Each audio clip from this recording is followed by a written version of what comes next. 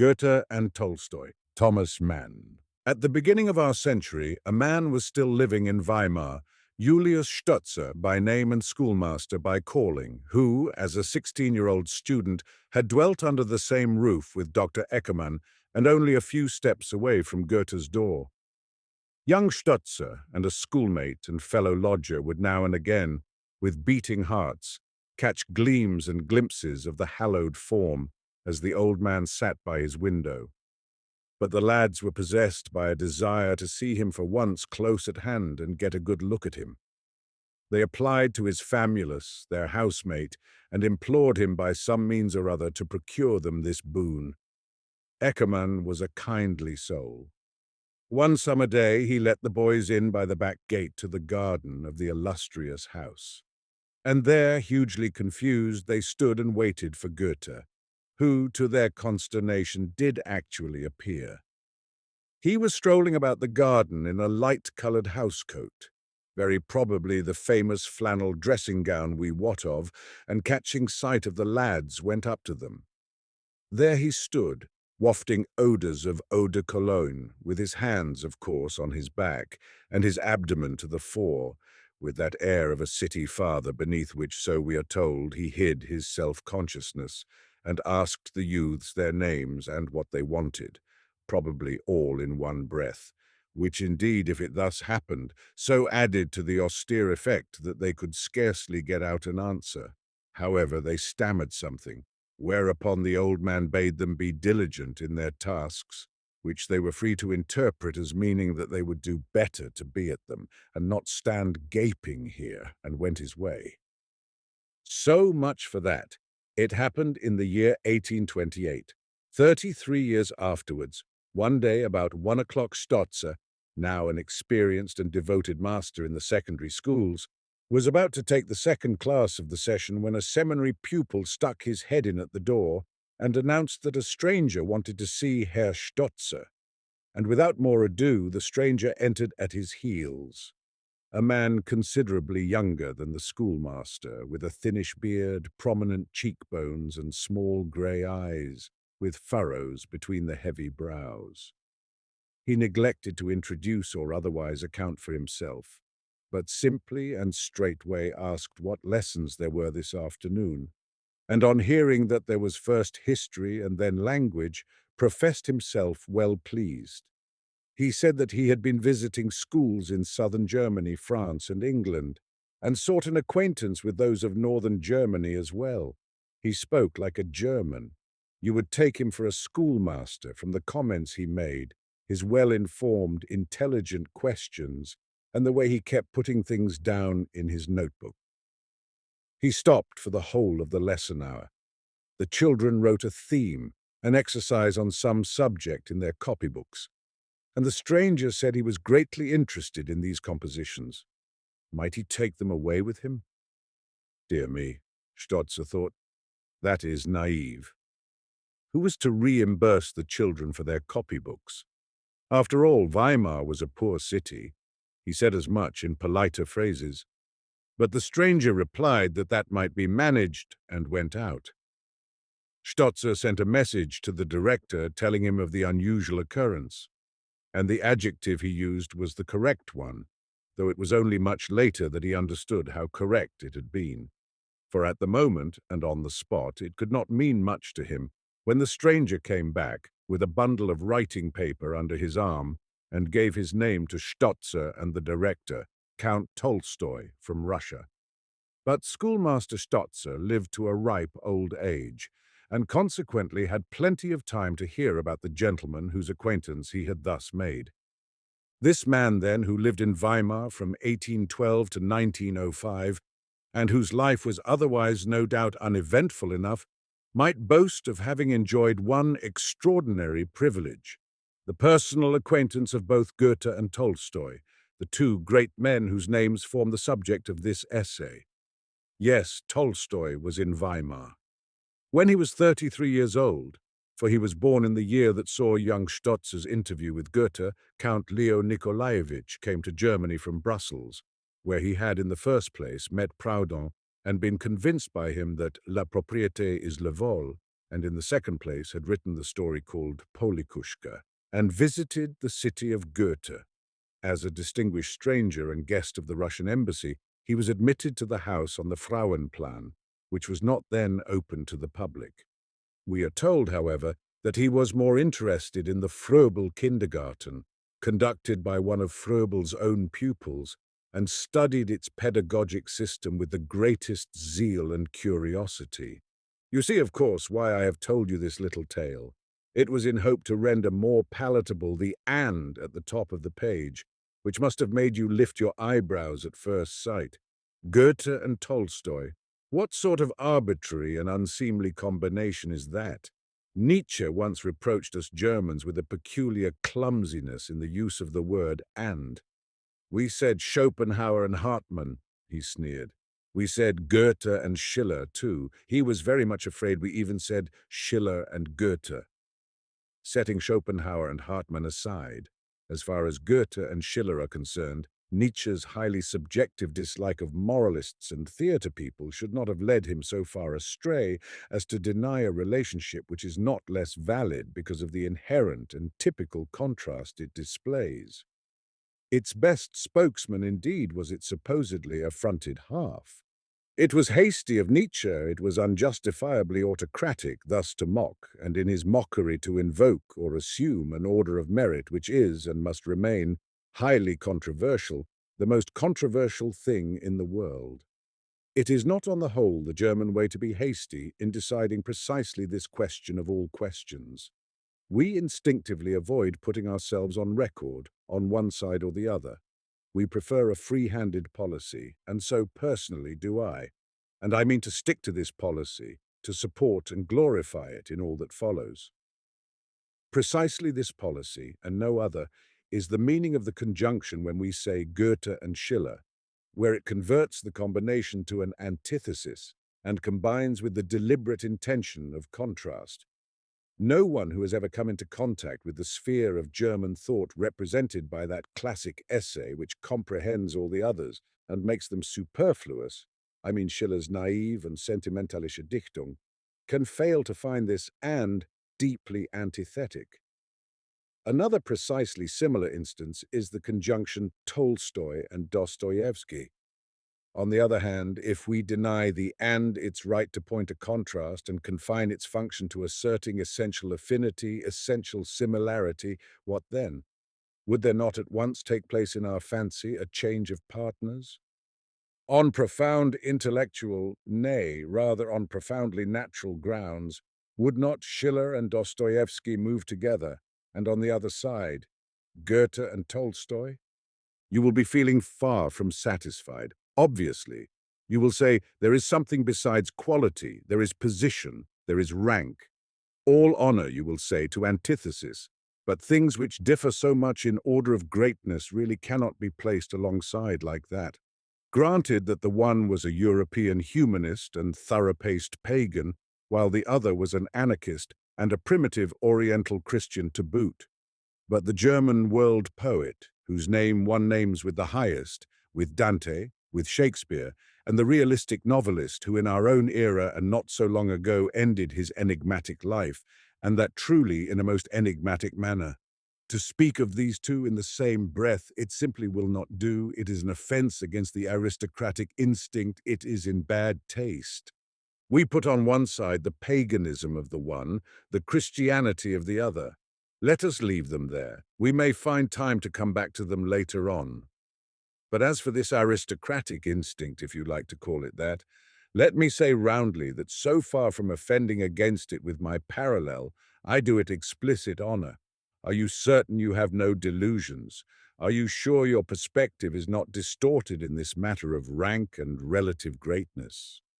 Turgenev, in his last letter to Tolstoy, written on his deathbed in Paris, in which he conjured his friend to return to literature and stop tormenting himself with theology, Turgenev was the first to give Tolstoy the title of the great writer of Russia, which he has had ever since, and which seems to mean that he holds in the eyes of his countrymen the same rank that the author of Faust and Wilhelm Meister does in ours.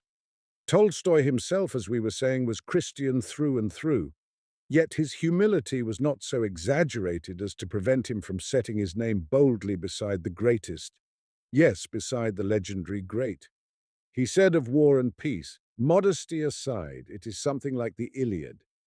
He was heard to say the same of his earliest work, childhood, boyhood, youth. Was that megalomania? To me, frankly, it sounds like plain and simple fact. Nur die Lumpe, says Goethe, sind bescheiden. A heathen saying. But Tolstoy subscribed to it. He saw himself always of heroic grandeur, and as early as at 37, writing in his diary, he ranked his own works, the finished and the still to write, with the great literature of the world. In the judgment, then, of those competent to render it, the great writer of Russia, by his own estimate, the Homer of his time, but that is not all. After Tolstoy's death, Maxim Gorky published a little book of reminiscences, the best book, in my humble opinion, that he has written. It closes with the words, "And I, who do not believe in God, looked at him timidly, for some dark reason looked at him and thought, the man is godlike. Godlike. Extraordinary. Nobody ever said or thought that of Dostoevsky. Nobody ever could have thought or said it. He has been called a saint, and one might in all sincerity apply the word to Schiller, at least in the Christian sense, which it must always connote, if without the specifically Byzantine flavor. But Goethe and Tolstoy, these two, have been found godlike. The epithet Olympian is a commonplace. It was not, however, only as a world-renowned old man of commanding intellect that Goethe had it applied to him.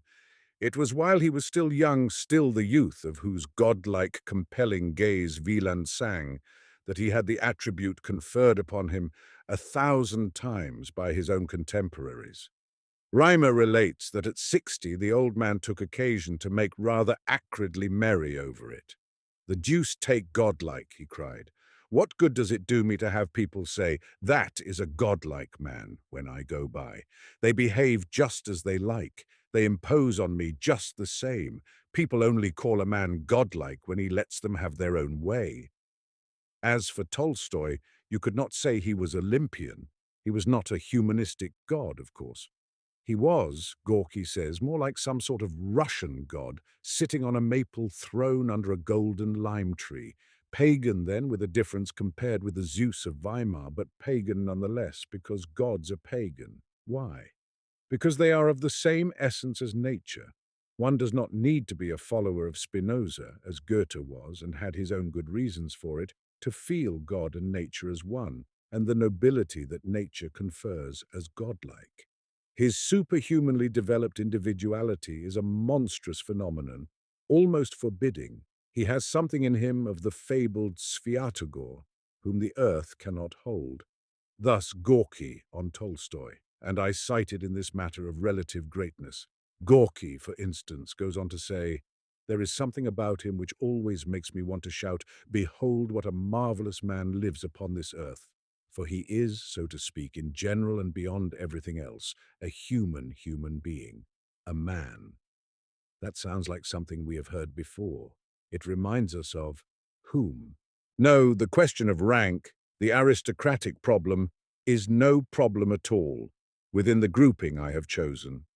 It becomes one only when we change partners, when we take saintly humanity and couple it by means of the antithetic conjunction with the godlike, when we say Goethe and Schiller, Tolstoy and Dostoevsky. Only then, I think, do we pose the question of aristocracy, the problem in ethics and aesthetics, which is greater, which is more aristocratic. I shall not answer either of these.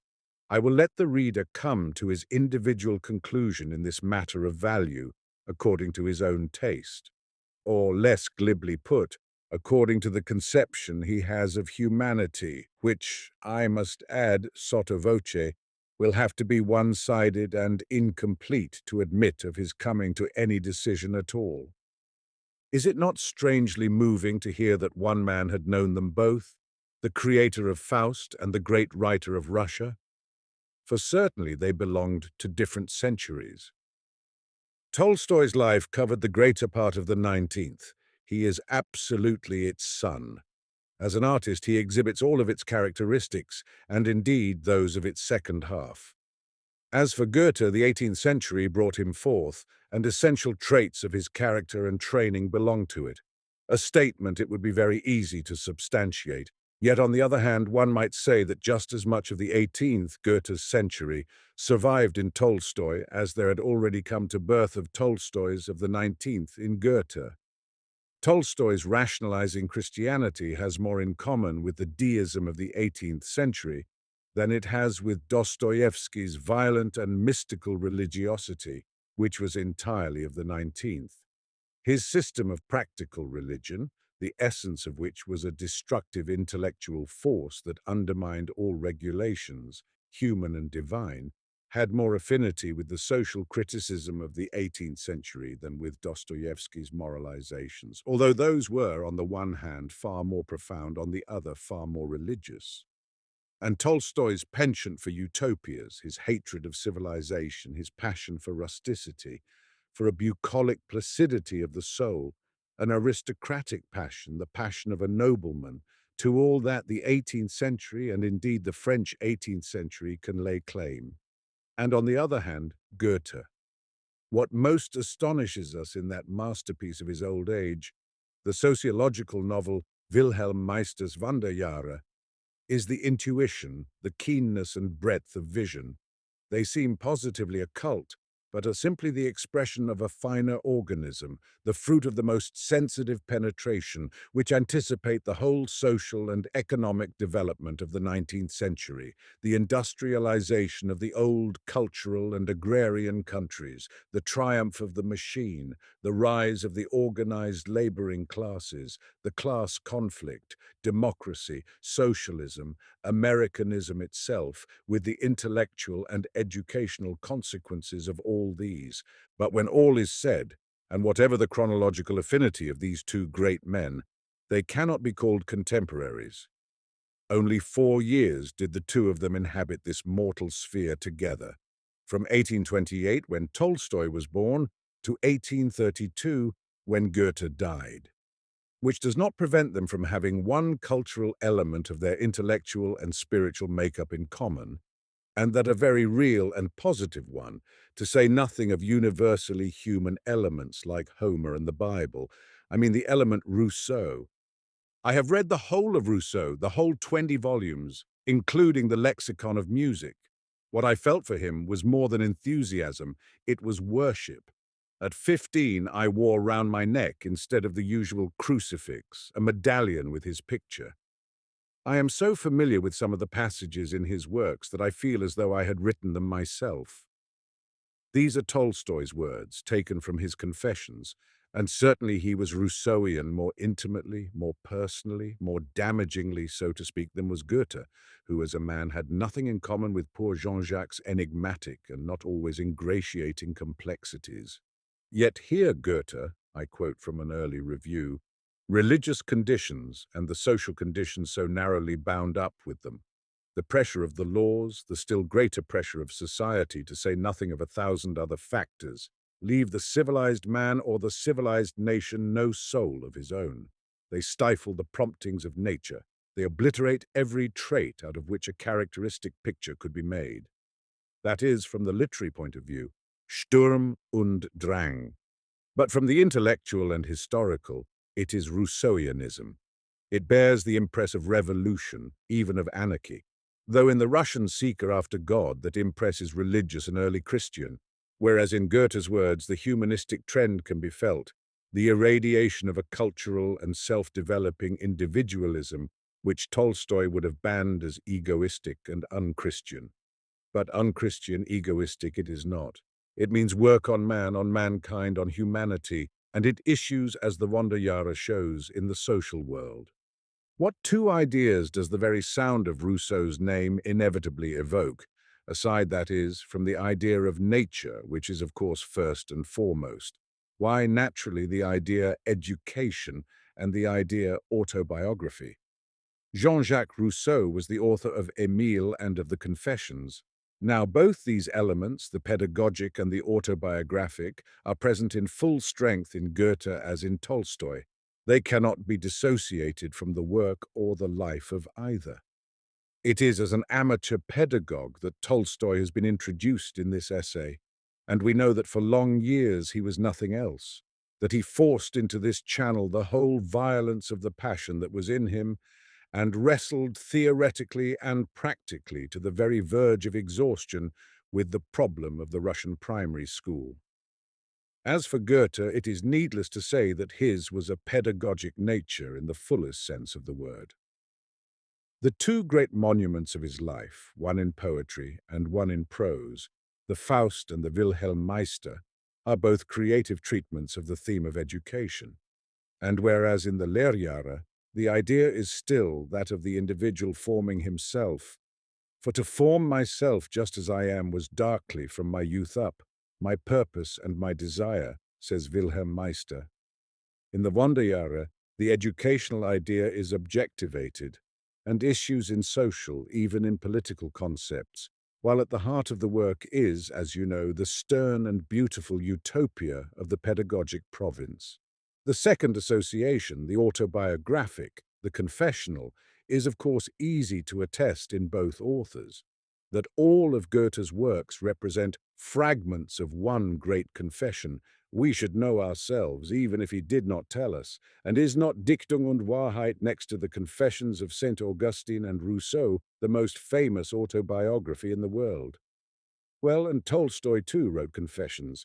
I mean, in the main, a book with that title laid down throughout on the line of the great self-revelations that runs from the African saint to Strindberg, the son of the servant. But Tolstoy is in the same case with Goethe. Not by virtue of one book alone is he autobiographical. Beginning with the childhood, boyhood, youth, throughout the whole body of his work, he is autobiographical to an extent that makes it possible for Merezhkovsky, the great Russian critic, to say, "The artistic work of Leo Tolstoy is at bottom nothing else than one tremendous diary, kept for 50 years, one endless, explicit confession." Yes, and this critic adds, "In the literatures of all times and peoples, there will hardly be found a second example of an author who reveals his personal and private life, often in its most intimate aspects, with such open-hearted sincerity." Well, open-hearted. I may be allowed a comment upon the somewhat euphemistic epithet.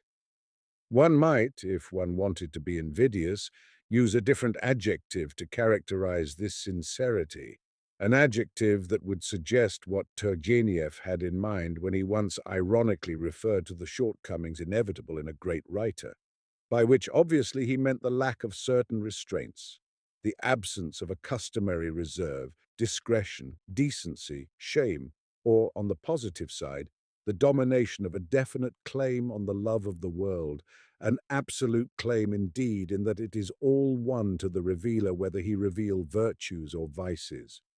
He craves to be known and loved, loved because known or loved although known. That is what I mean by an absolute claim on love. And the remarkable thing is that the world acknowledges and honors the claim. A life that is romantic has always self-love at the bottom of it. I like this saying, and subjoin that self-love is also always at the bottom of all autobiography. For the impulse a man feels to fixate his life, to exhibit its development, to celebrate his own destiny in set literary form and passionately invoke the sympathy of his contemporaries and posterity, has for a premise the same uncommonly lively sense of his own ego which, according to that penetrating saying, is at the bottom of a life full of romantic happenings. Subjectively, for the man himself, but also objectively for the world at large. Of course, this love of self is something different, something stronger, deeper, more fruitful than any mere self-complacency or self-love of the ordinary kind. In the finest instances, it is what Goethe in the Wanderjahre calls Ehrfurcht vor sich selbst, and celebrates as the highest form of awe. It is the grateful and reverent self-absorption of the darling of the gods that rings with incomparable sincerity from the lines. Alles geben die Götter, die Unendlichen, ihren Lieblingen ganz. Alle Freuden, die Unendlichen, alle Schmerzen, die Unendlichen ganz. It is a proud and naive interest in the mystery of high preferment, tangible superiority, perilous privilege, whose standard-bearer the chosen one feels himself to be. It is a craving to bear witness out of the deeps of experience, how a genius is shaped, a desire to link together by some miracle of grace, joy, and service. It was this desire which brought forth Dichtung und Wahrheit and in the truest sense inspires all great autobiography. I felt the need, writes Tolstoy of his youthful period, to be known and loved of all the world, to name my name, the sound of which would greatly impress everybody, so that they would troop round me and thank me for something. That was quite early, before he had conceived any of his creative works or envisaged the idea of founding a new, practical, earthly, dogmaless religion. Though this idea, according to his journal, had occurred to him by the time he was 27 years old. His name, he feels, his mere name, Leo Tolstoy, this formula for his darkly and mightily stirring ego should, as it were, serve notice to the world, whereby, for some reason as yet unknown, the world should be greatly impressed and feel impelled to surround him in grateful throngs. Long after that, in 1883, at about the same date that Tolstoy posed for an artist friend, sitting at his table and writing, he reads aloud to another friend and admirer, the one-time officer Chertkov, from the manuscript of his just completed personal revelations, "What does my faith consist in?" He reads from this manuscript a categorical reprobation of military service on the grounds of his Christianity, which so gratifies the ex-officer that he hears nothing else, ceases to listen, and only rouses out of his absorption when he hears, suddenly uttered, the reader's own name. Tolstoy, coming to the end of his manuscript, had, with particular clarity, says Chertkov, enunciated the name signed underneath the text, Leo Tolstoy. Goethe once played a little literary hoax with his own name, which I have always found singularly touching. You will recall that in the West-Östliche Divan he selected for himself as the lover of Marianne Zuleika the name of Hatem, the most richly giving and receiving one. The choice betrays a blissful self-preoccupation. Now, in one of the poems, a glorious one, he uses this name at the end of a line where, however, it does not rhyme as according to the structure of the verse it should, and the name which would rhyme if it stood there is another, is Goethe's own, so that the reader involuntarily makes the substitution mentally as he reads. Nur deis Herz, says the already white-haired lover to the youthful beloved. Nur dies Herz, es ist von Dauer, schwillt in jugendlichstem Flor unter Schnee und Nebelschauer. Rast ein Ätna dir hervor. Du beschämst wie Morgenröte, jener Gipfel ernste Wand und noch einmal fühlet Hatem, Frühlingshauch und Sommerbrand. Und noch einmal fühlet Goethe, with what delightful playfulness the poet makes the reader eliminate the name Hatem, which does not give the rhyme his ear expects. The Eastern masquerade is abandoned for autobiography. The ear confutes the eye, and Goethe's own name, beloved of men and gods, emerges with peculiar clarity, rhymed to perfection and irradiated by the most beautiful thing the world of sense can show, the rosy dawn. May one call that Selbstgefälligkeit, that awestruck sense of plenitude, of copious abundance, which pervades the consciousness of the darling of the gods. Goethe all his life had set his face against the affectation which might condemn such a feeling. He let it be known that in his opinion self-condemnation was the business of those who had no ground for anything else. He even openly spoke a good word for ordinary vanity, and said that the suppression of it would mean social decay, adding that the vain man can never be entirely crude. Whereupon follows the question, is love of self ever quite distinguishable from love of humanity? Wie sie sich an mich verschwendet, bin ich mir ein wertes Ich. Hätte sie sich weggewendet, augenblicks verlör ich mich. And is not young Tolstoy's dream of glory, his craving to be known and loved, evidence of his love to the great thou of the world? Love of the ego and love of the world are psychologically not to be divorced, which makes the old question whether love is ever altruistic and not utterly egotistic, the most idle question in the world. In love, the contradiction between egotism and altruism is abrogated quite, from which it follows that the autobiographical impulse scarcely ever turns out to be a mere dilettante trifling. It seems to carry its own justification with it. Talent, generally speaking, is a ticklish, difficult conception, the point of which is really less whether a man can do something than whether a man is something. One might almost say that talent is nothing more or less than a high state of adequacy to one's lot in life. But whose life is it that possesses this dignity in the face of destiny? With brains and sensibility, anything can be made out of any life. Out of any life, a romantic existence can be made. Differing in this from the pure poetic impulse, which so often rests upon sheer self-deception, the autobiographic, as it seems, always presupposes a degree of brains and sensibility which justifies it beforehand, so that it need only become productive to be certain of our sympathy. Hence the conclusion I drew, that if the world sanctioned the love of self, which is at the bottom of the impulse, it will as a rule respond to it as well. Behold, what a marvelous creature lives upon this earth!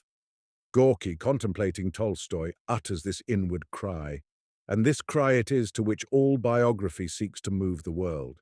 Any human life, given brains and sensibility, can be made interesting and sympathetic, even the most wretched. J.J. Rousseau was not precisely one's idea of a darling of the gods. The father of the French Revolution was an unhappy wretch, half or three-quarters mad, and probably a suicide. Certainly the blend of sensibility and catarrh of the bladder displayed in the Confessions is not, aesthetically speaking, to everybody's taste. Nevertheless, his self-exposure contains and constitutes a claim upon the love of the world, which has been so abundantly honored with so many tears that really one might call poor Jean-Jacques the well-beloved, le bien-aimé, and this worldwide emotional response he owes to his bond with nature, rather a one-sided bond, it must be owned, for certainly this fool of genius, this exhibitionistic world-shaker, was a stepchild of the All-Mother rather than one of her pets, an accident of birth instead of a God-given miracle of favor and preference. His relation to nature was sentimental in the fullest sense of the word, and the tale of his life swept over the world in a wave of sentiment, not to say sentimentality. Poor Jean-Jacques. No, not in this tone does one refer to the two whom men called godlike, divine, in whom, as we have seen, important traits of Rousseau's character are reproduced. For they were not sentimental, scarcely had they occasion to yearn for nature. They themselves were nature. Their bond with her was not one-sided like Rousseau's, or if it was, then it was nature who loved them, her darlings, loved them and clung to them, while on their side they drew away and strove to free themselves from her heavy and earthbound domination. With indifferent success, it must be said, looking at them both singly and together. Goethe confesses, "So here I am, with all my thousand thoughts, sent back to be a child again, unacquainted with the moment, in darkness about myself." And to Schiller, the singer of the highest freedom, he writes, "How great an advantage your sympathy and interest will be to me you will soon see, when you discover in me a sort of sluggishness and gloom which is stronger than myself." And yet we may agree that Goethe's highly humanistic effort to convert the cloudy natural product into a clear image of itself, that is, of reason, and so discharge the duty and the claim of existence, as Riemer with extraordinary beauty expresses it, was crowned with a purer success than the attempt of Count Leo Nikolaevich Tolstoy to transform his life into the holy life of our blessed father, the Bojalev, as Gorky says. This process of making a Christian and a saint of himself, on the part of a human being and artist, so loved of nature that she had endowed him with godlikeness, was, as an effort at spiritual regeneration, most inept. Anglo-Saxondom hailed it with acclaim, but after all the spectacle is painful rather than gratifying compared with Goethe's high endeavor. For there is no conflict between nature and culture, The second only ennobles the first, it does not repudiate it. But Tolstoy's method was not the ennoblement, but the renunciation of self, and that can quite easily become the most mortifying kind of deception. It is true that Goethe, at a certain stage in his development, called Götz the work of an undisciplined boy, but never did he so childishly and miserably calumniate his own art as the aging Tolstoy did, when he regretted having written childhood, boyhood, youth, the fruit of his fresh youthful vigor, condemning it as insincere, literary, sinful, or when he spoke at large of the artistic twaddle that filled the 12 volumes of his works, and to which people today ascribe an unmerited significance. That is what I call false self-renunciation, a clumsy attempt at spiritualization. Yet renounce himself as he would in words, his very existence gave him the lie. And Gorky looked at him, the patriarch with the sly little smile, and the artist hands with their swollen veins, and thought to himself, the man is godlike. Weimar and Yasnaya Polyana. There is no spot on earth today whence power streams out as once from these two, no shrine strong in grace, the resort of pilgrims, whither the longings and vague hopes of men, their need and craving to adore, turn as they did thitherward at the beginning of the 19th and the beginning of the 20th century. We possess descriptions of the state Goethe kept in Weimar, when he, now no longer merely the creator of certain works of art, but a prince of life, the highest representative of European culture, civilization, and humanity, with his staff of secretaries, his higher aides and eager friends at his back, bore up with that bestarred official dignity which the world enjoined upon him, and behind which he hid the mysteries and abysses of his genius, against the onrushing tide of civilized humanity, princes, artists, youths, and rustics, to whom the consciousness of having been vouchsafed one glimpse of him might gild the rest of their lives, even though the great moment itself might and often did turn out to be a chilling disappointment. In much the same way, I say, the little Russian village became, about 1900, the center and nodal point, the shrine whose virtue was such that it drew all the world. The host of pilgrims was even more colorful, more international, more heterogeneous. For during the century, communications had increased, the world had broadened out. South Africans, Americans, Japanese, Australians, natives of the Malay Peninsula, Siberian refugees and Indian Brahmins, representatives of all the European nations, scholars, poets, artists, statesmen, governors, senators, students, military personages, workmen, peasants, French politicians, journalists of every stripe, from every country on the globe, and again youth from all over the world. Who does not go to him, asks a Russian writer, to greet him, to express sympathy with his ideas, to seek relief from tormenting problems? And his biographer Birukov says, one and all they troop to this village and then go home to talk about the great words and great thoughts of the grey old seer who lives there. Great words and great thoughts.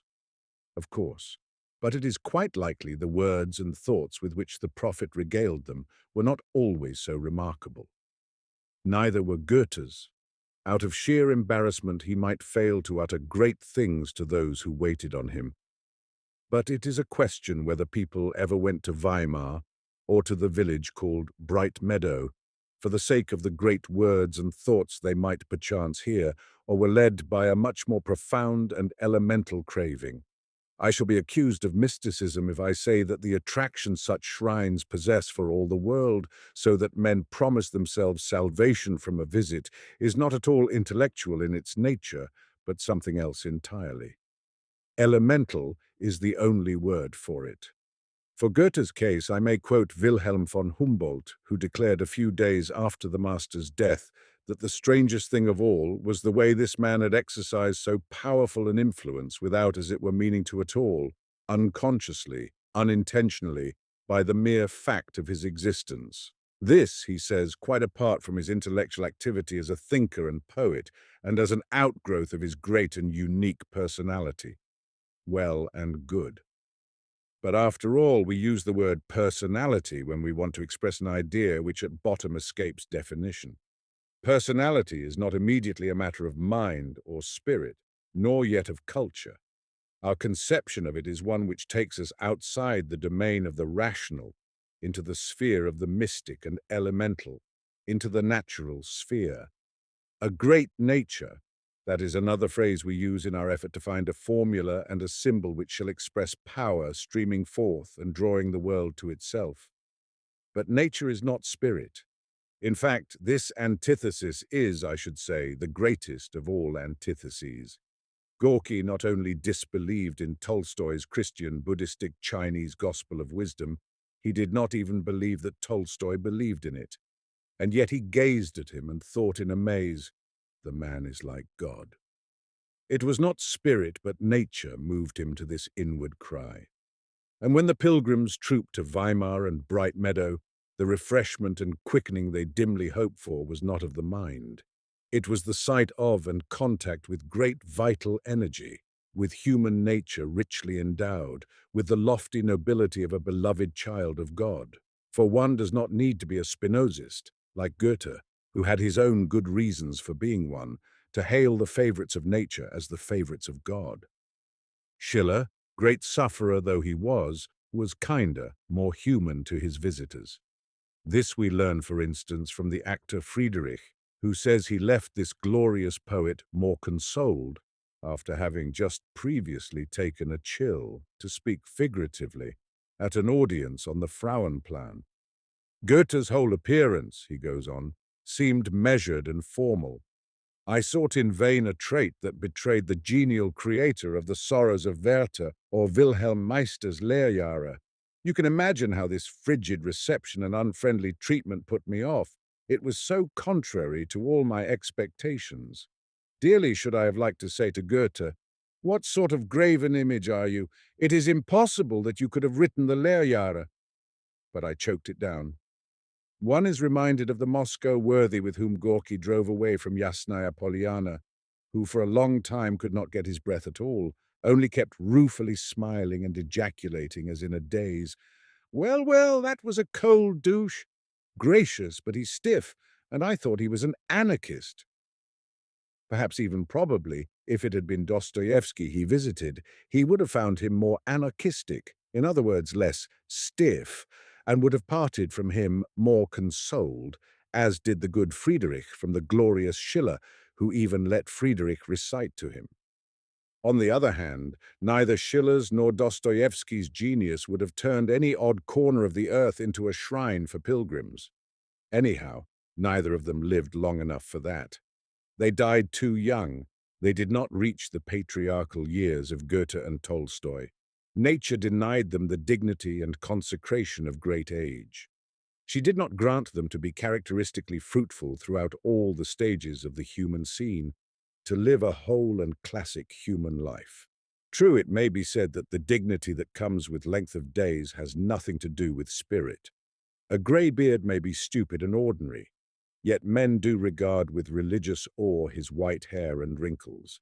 His is a natural nobility conferred by length of years, but natural nobility is probably a pleonasm. Nobility is always natural. People are not ennobled, that is rubbish. They are noble by birth, on the ground of their flesh and blood. Nobility, then, is physical. On the body and not on the mind, all nobility has always laid the greatest stress. That may explain a certain strain of brutality which has always been peculiar to human nobility. And is there not something brutal, too, in its way, heathenish, saga-like, in the arrogant way Goethe sometimes boasted of his vitality, his indestructibility? When he was 81, he said to Soret, "Well, so Sömmering is dead. He was barely a miserable 75 years old. What poor things men are not to be brave enough to hold out longer than that. On that score, I really must do justice to that highly radical ass, my friend Bentham. He is quite well preserved, and he is a few weeks older than I am myself." So Schiller and Dostoevsky, to get back to them, were not vouchsafed the ennoblement that comes with length of days. They died comparatively young. Why? Well, because they were sick men, as everybody knows, both of them, one consumptive, the other epileptic. But I raise two questions. First, do we not feel that their illness was deeply founded in the very being of the two of them, an essential and typical trait of the kind of men they were? And second, does it not seem that in their case it is the disease itself that engenders or brings out a nobility sharply distinguished from that love of self and the autobiographical pride of birth, which is part of its consummate sense of its own ego? Schiller's nobility and Dostoevsky's nobility mean a quite different sort of deepening and heightening of their humanity. Yes, of their humanity, in view of which does not disease appear precisely as an aristocratic attribute of heightened humanity? It follows then that the phrase natural nobility is no pleonasm after all, that there does exist another kind of nobility besides that conferred by nature on her favored sons. Clearly, there are two ways of heightening and enhancing human values. One exalts them up to the godlike and is a gift of nature's grace. The other exalts them up to the saintly by grace of another power, which stands opposed to her and means emancipation from her, eternal revolt from her. That other power is the power of the spirit. But the question which of these two is higher, which kind of enhancement of human values is the nobler? This it is which I call the aristocratic problem. Here, with all due reserve, a little philosophy of disease may not be out of place. Disease has two faces and a double relation to man and his human dignity. On the one hand, it is hostile. By overstressing the physical, by throwing man back upon his body, it has a dehumanizing effect. On the other hand, it is possible to think and feel about illness as a highly dignified human phenomenon. It may be going too far to say that disease is spirit, or, which would sound very tendentious, that spirit is disease. Still, the two conceptions do have very much in common. For the spirit is pride. It is a willful denial and contradiction of nature. It is detachment, withdrawal, estrangement from her. Spirit is that which distinguishes from all other forms of organic life this creature man, this being which is to such a high degree independent of her and hostile to her. And the question, the aristocratic problem, is this. Is he not by just so much the more man, the more detached he is from nature? That is to say, the more diseased he is. For what can disease be, if not disjunction from nature? Tut der Finger dir weh, says Hebel epigrammatically, schied vom Leibe sich ab, und die Säfte beginnen im Gliede gesondert zu kreisen. Aber so ist auch der Mensch, fürcht ich, ein Schmerz nur in Gott. Was it not Nietzsche who called man das kranke Tier? What did he mean if not that man is more than beast only in the measure that he is ailing? In spirit, then, in disease resides the dignity of man, and the genius of disease is more human than the genius of health. You will deny that. You will not agree to have it so. But in the first place, disease, as a philosophical term, is by no means a negation and a condemnation. It is merely a statement, which need be no less acceptable than the term health, there being a nobility of disease as there is a nobility of health. And in the second place, may I remind you that Goethe identified the Schillerian conception of the sentimental with that of disease. After, that is, he had previously identified the antithesis of simple and sentimental with that of classic and romantic. The conception of classic and romantic poetry, he said one day to Eckermann, that is abroad today, and making so much strife and schism, came originally from Schiller and me. My poetical maxim has been objectivity of treatment, and I wanted it to prevail. But Schiller, whose method is entirely subjective, thought his way was right, and wrote the essay on simple and sentimental poetry in defense of his conception. Again, I have thought of a new phrase which states not too badly the relation between the classic and the romantic. The classic I call the healthy, the romantic the diseased. If we distinguish classic and romantic on this basis, we shall soon clarify the situation. Here, then, we have an order of things according to which, on the one hand, the simple, the objective, the sound, and the classic are identical. and on the other hand, the sentimental, the subjective, the pathological, the romantic. Thus one might call man the romantic being, in that he, a spiritual entity, stands outside of and beyond nature, and in this his emotional separation from her, in this his double essence of nature and spirit finds both his own importance and his own misery. Nature is happy, or she seems so to him, for he, involved in tragical paradox, is a romantically miserable being. Does not all our love of our kind rest on a brotherly, sympathetic recognition of the human being's well-nigh hopelessly difficult situation? Yes, there is a patriotism of humanity, and it rests on this.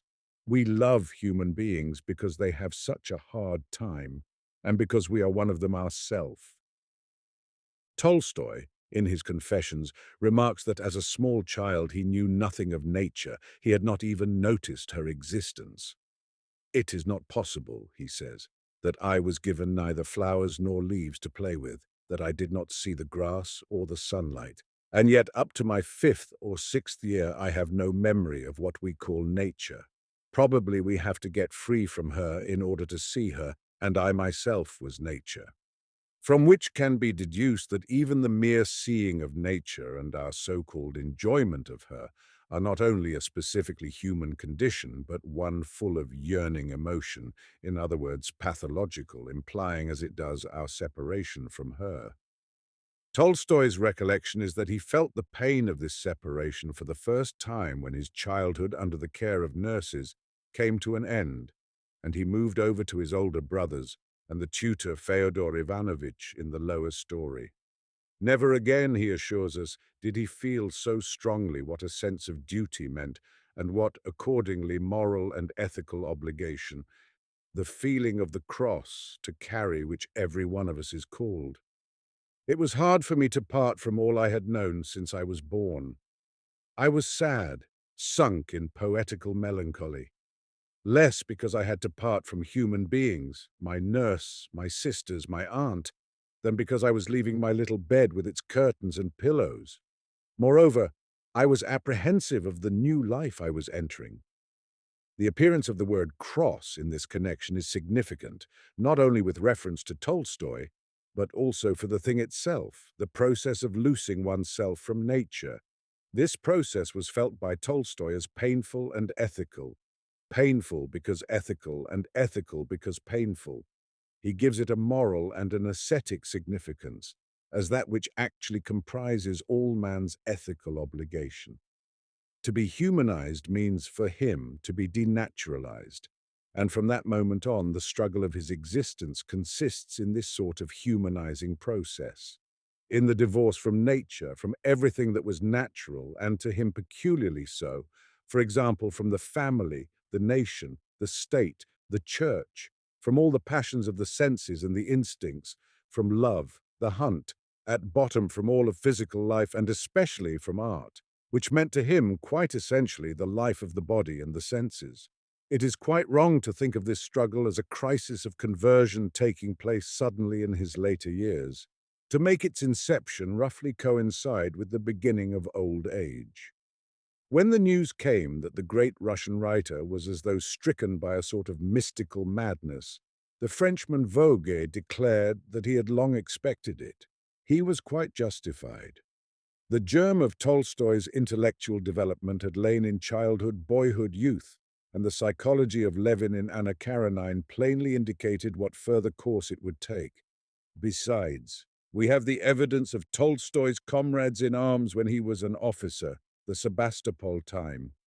They give the clearest picture of the violence with which the struggle even then raged within him.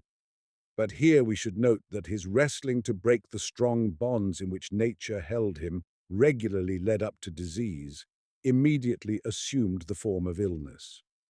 Lyochin is completely consumed by his writing now, so his wife, Countess Sophia Alexandrovna, puts it about the year 1880, when he buried himself in theology and the philosophy of religion. It is a sight her love hates to see, and she constantly tries to call him back to creative work. His eyes are strange and staring. He hardly speaks at all.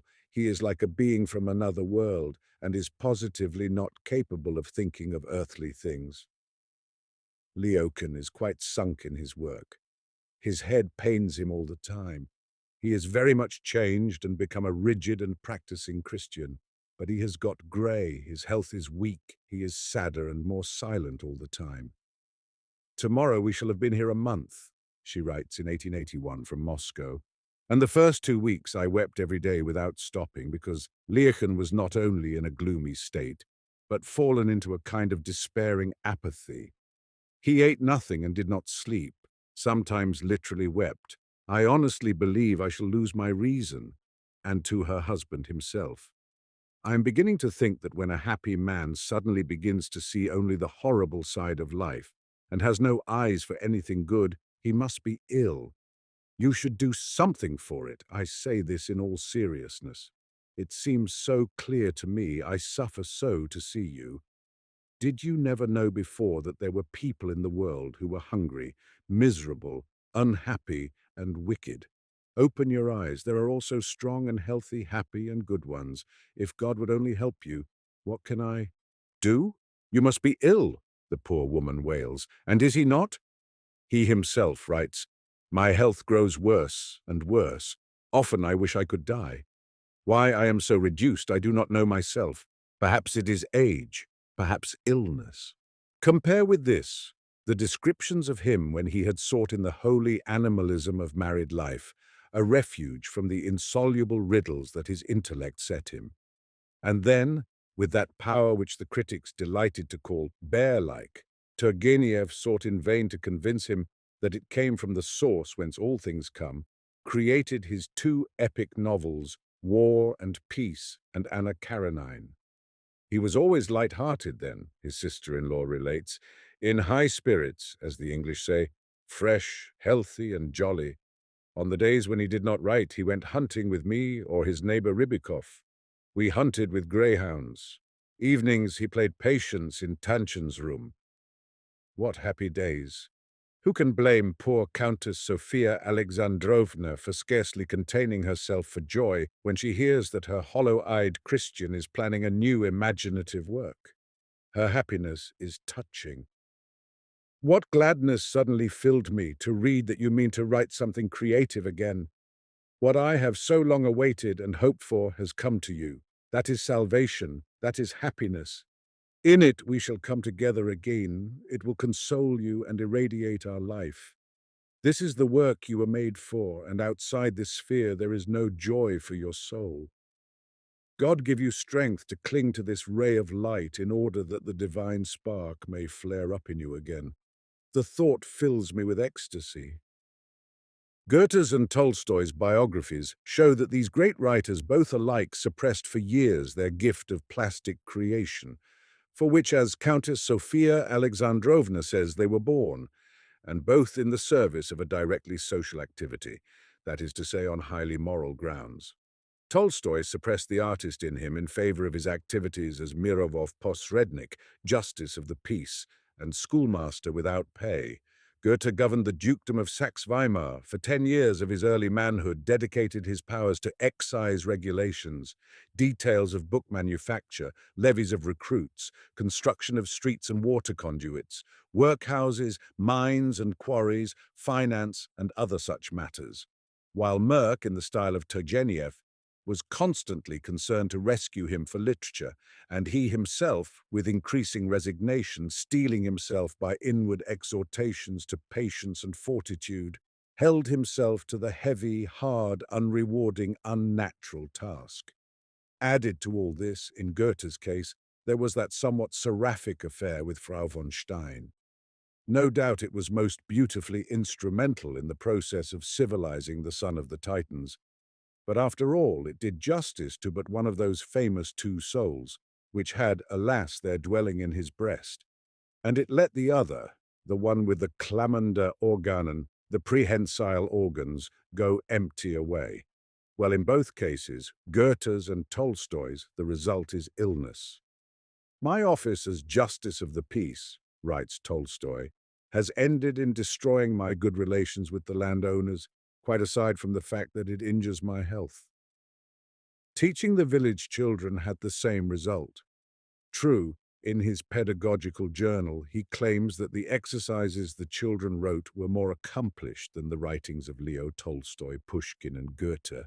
Yet he discerns something evil and even criminal in his intercourse with them. It seems to him that he abuses and corrupts their souls. It seemed to go very well, he says in the Confessions, but I felt that I was mentally not healthy enough and that it could not go on so for much longer. I was more ailing mentally than physically. I threw it all overboard and drove out to the Kalmucks of the steppes to drink mare's milk and lead an animal life.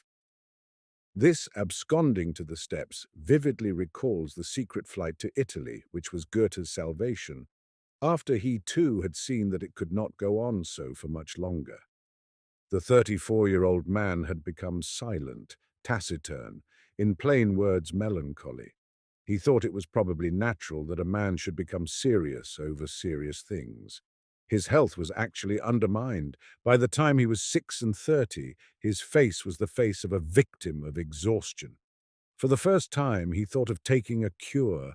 He began to be aware of the ruinous perversity of his existence, expressed his view in the shrewd understatement that he was meant for private life, and fled before destruction. The parallel continues to hold, for Leo Nikolaevich, returned from the steppes and the mare's milk cure, marries his Sophia Alexandrovna, who from then on finds herself almost continuously in the family way, and with epic and primeval power creates his two great novels.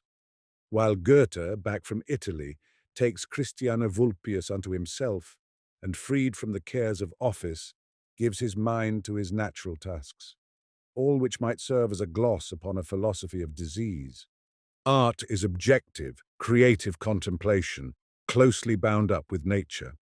Critique, on the other hand, is the moralizing, analyzing attitude toward life and nature. In other words, critique is spirit, whereas creation is the preoccupation of the children of God and nature. In poetry, my maxim was the objective principle, says Goethe. I am a plastic artist. Indeed, the contrast between Goethe's position and that of his great counterpart, Schiller standing for idealism, moralization, rhetoric, in short, for critique, is too well known to need laboring. Goethe regarded his own inborn poetic gift quite as nature. His tolerance, his attitude of live and let live, the complacence of his character, are all consonant with this view. They are based on the Spinozan concept of the perfectitude and necessity of all being, on the idea of a world free from final ends and final causes, in which evil has its rights like good. We struggle, he declares, to perfect the work of art as an end in itself. They, the moralists, think of the ulterior effect, about which the true artist troubles himself as little as nature does when she makes a lion or a hummingbird. It is a primary maxim with him that art is as inimical to purpose as nature herself. And this is the point where the follower of Spinoza sympathizes with Kant, who conceives detached contemplation as the genuine aesthetic state, thus making a fundamental distinction between the aesthetic creative principle and the ethical critical one. When, says Goethe, philosophy confirms and enhances our original feeling of our oneness with nature, turning it into a profound and tranquil contemplation, then I welcome it. I could cite 10 or 12 other places in his works, where in the name of art he repudiates the moral sanction, which indeed is always social as well. It is possible, I suppose, for a work of art to have a moral effect, but to demand from the artist a moral purpose and intention is to spoil his craft for him. I have in my trade as a writer never asked myself, how shall I be of service to the world at large? All I have ever done was with the view of making myself better and more full of insight, of increasing the content of my own personality, and then only of giving utterance to what I had recognized as the good and the true.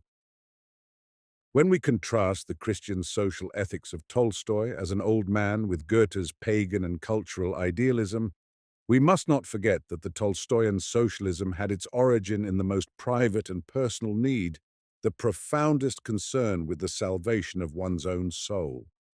A permanent dissatisfaction with self, a tortured seeking for the meaning of life, was the source of this socialism.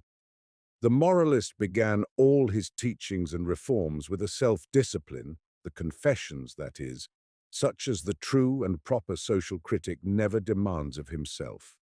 Revolutionary in the real and political sense of the word he can by no means be called.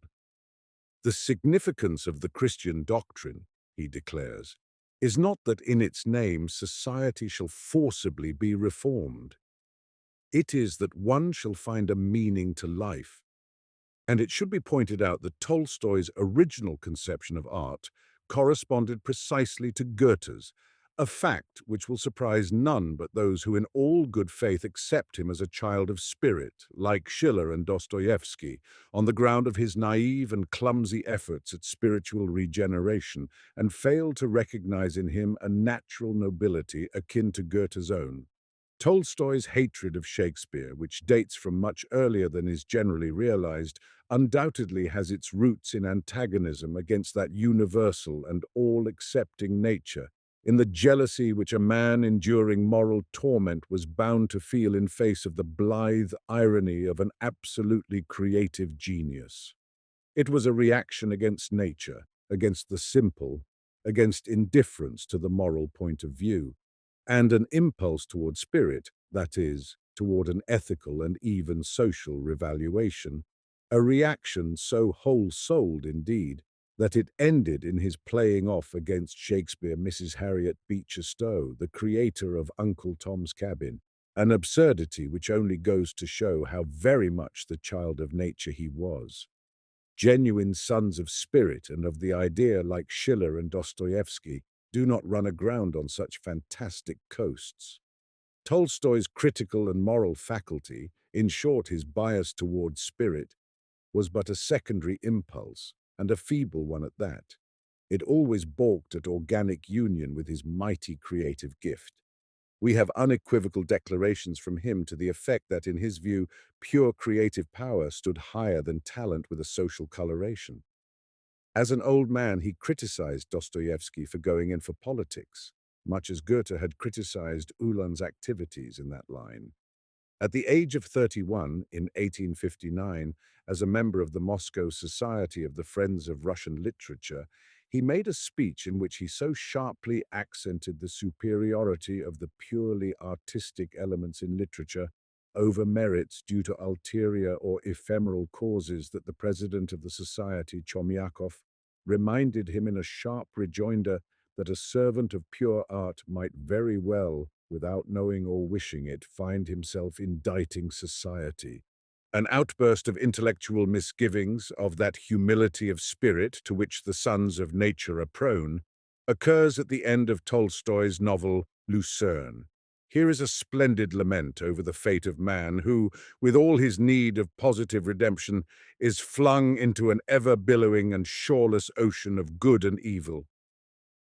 If man, cries Tolstoy, had only once learned not to judge and think so sharply and decisively, and not always to give answers to questions which are only put in order that they may remain forever questions. If he would only comprehend that every thought is at once false and true. Men have divided up into sections this ever-rolling, boundless, eternally mingled chaos of good and bad. They have drawn themselves imaginary boundary lines in this sea, and they expect the sea to divide according to their lines, as if it were not possible to make millions of other divisions from other points of view and on different planes. Civilization is good, barbarism evil, freedom is good, unfreedom evil. This imaginary knowledge destroys in human nature the original blissful and instinctive striving towards good. And asking himself whether in the souls of the poor there may not be more happiness and affirmation of life than in that of the callous rich man against whom, for his own part, his heart revolts, he bursts out with the words, "Endless is the goodness and wisdom of him who has permitted and commanded all these contradictions. Only to you, poor worm, so presumptuously struggling to accomplish your schemes and devices, only to you do they seem contradictory." He looks mildly down from his radiant, immeasurable height and rejoices in the endless harmony wherein in endless conflict you all do move. Could one express oneself more goethically? Even the Harmonie des Unendlichen is here. This is not mere philosophical or moral doubt. The words are too light, too thin, too intellectual to characterize the piety, the religious submission, the adoration of nature that breathe from Tolstoy's page. This is not the voice of the prophet, schoolmaster, and reformer. Here speaks the child of this world, the creative artist. Nature was his element, as she was the element, the beloved, kindly mother of Goethe, and his constant tearing at the bond which held him fast to her, his desperate urging away from her in the direction of spirit and morality, from creation to critique, has much to command our respect and reverence, though at the same time there is about it something painful, tormenting, and humiliating, which is not present in the character of Goethe. Look at Tolstoy's attitude toward music, it is most instructive. When he met Bertold Auerbach in Dresden, that not too profound moralist told him that music is an irresponsible enjoyment, and added that irresponsible enjoyment is the first step toward immorality. Tolstoy, in his journal, made this clever and abominable phrase his own. His hatred and fear of music had the same moral and social basis as his hatred and fear of Shakespeare. We are told that at the sound of music he grew pale and his face became drawn with an expression very like horror. Notwithstanding, he was never able to live without music. In his earlier years, he even founded a musical society. Before beginning work, he habitually seated himself at the piano. That means a good deal. And in Moscow, when he sat beside Tchaikovsky and listened to the composer's quartet in D major, he began to sob at the andante before everybody. No, unmusical he was not. Music loved him, even though he, great moralizing infant that he was, felt that he ought not to return her love. There is that legend of the giant Antaeus, who was unconquerable because fresh strength streamed into him whenever he touched his Mother Earth. The lives of Goethe and Tolstoy irresistibly recall that myth. Both sons of Mother Earth, they differ only therein, that one of them was aware of the source of his nobility, the other not. There are places in Tolstoy's remorseful confessions where he touches the earth, and all at once his words, which so long as they dealt in theory were wooden and confused, are imbued with the most penetrating sensuousness, with an irresistible force and freshness of life. He recalls how once as a child he went nutting with his grandmother in the hazelwood. Lackeys, instead of horses, draw the grandmother's little carriage into the grove. They break through the undergrowth and bend the boughs, full of ripe, already dropping nuts, down into the old lady's lap, and she gathers them into a bag.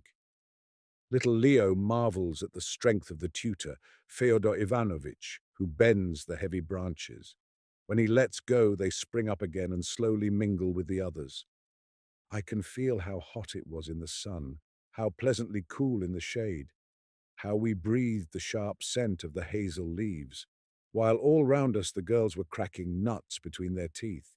We munched the full, fresh white kernels without stopping. The fresh, full white kernels cracking between the girls' teeth.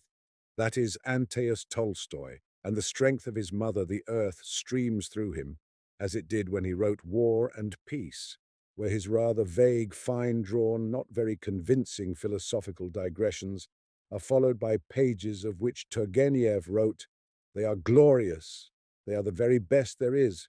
Everything original, everything descriptive, the hunt, the night boat ride and all, nobody in Europe can touch him." And Goethe, how the Antaeus consciousness governed his whole existence, how constantly it conditioned his seeking and shaping. Nature is to him healing and comfort after the visitations of passion, and while he well knows that to know her one must have molded all the manifestations of the human being into one definite and distinct entity, that true research is unthinkable without the gift of imagination, he is wary of the fantastic, avoids speculative natural philosophy, guards himself against losing touch with the earth, and calls the idea the result of experience. The imagination that guides his research is intuitive. It is the inborn sympathy of the child of nature with the organic. It is Antean, like the imaginative power which conditions his creative art, nor is that either capricious in its nature, but precise and based on the sense perceptions. Such is the imagination of the creative artist. The sons of the thought, of the idea, of spirit, theirs is another kind. We will not say that the one creates more reality than the other, but the figures created by the plastic fancy possess the realism of sheer being, while those created by the sentimental artist evince their actuality by action. Schiller himself makes this distinction.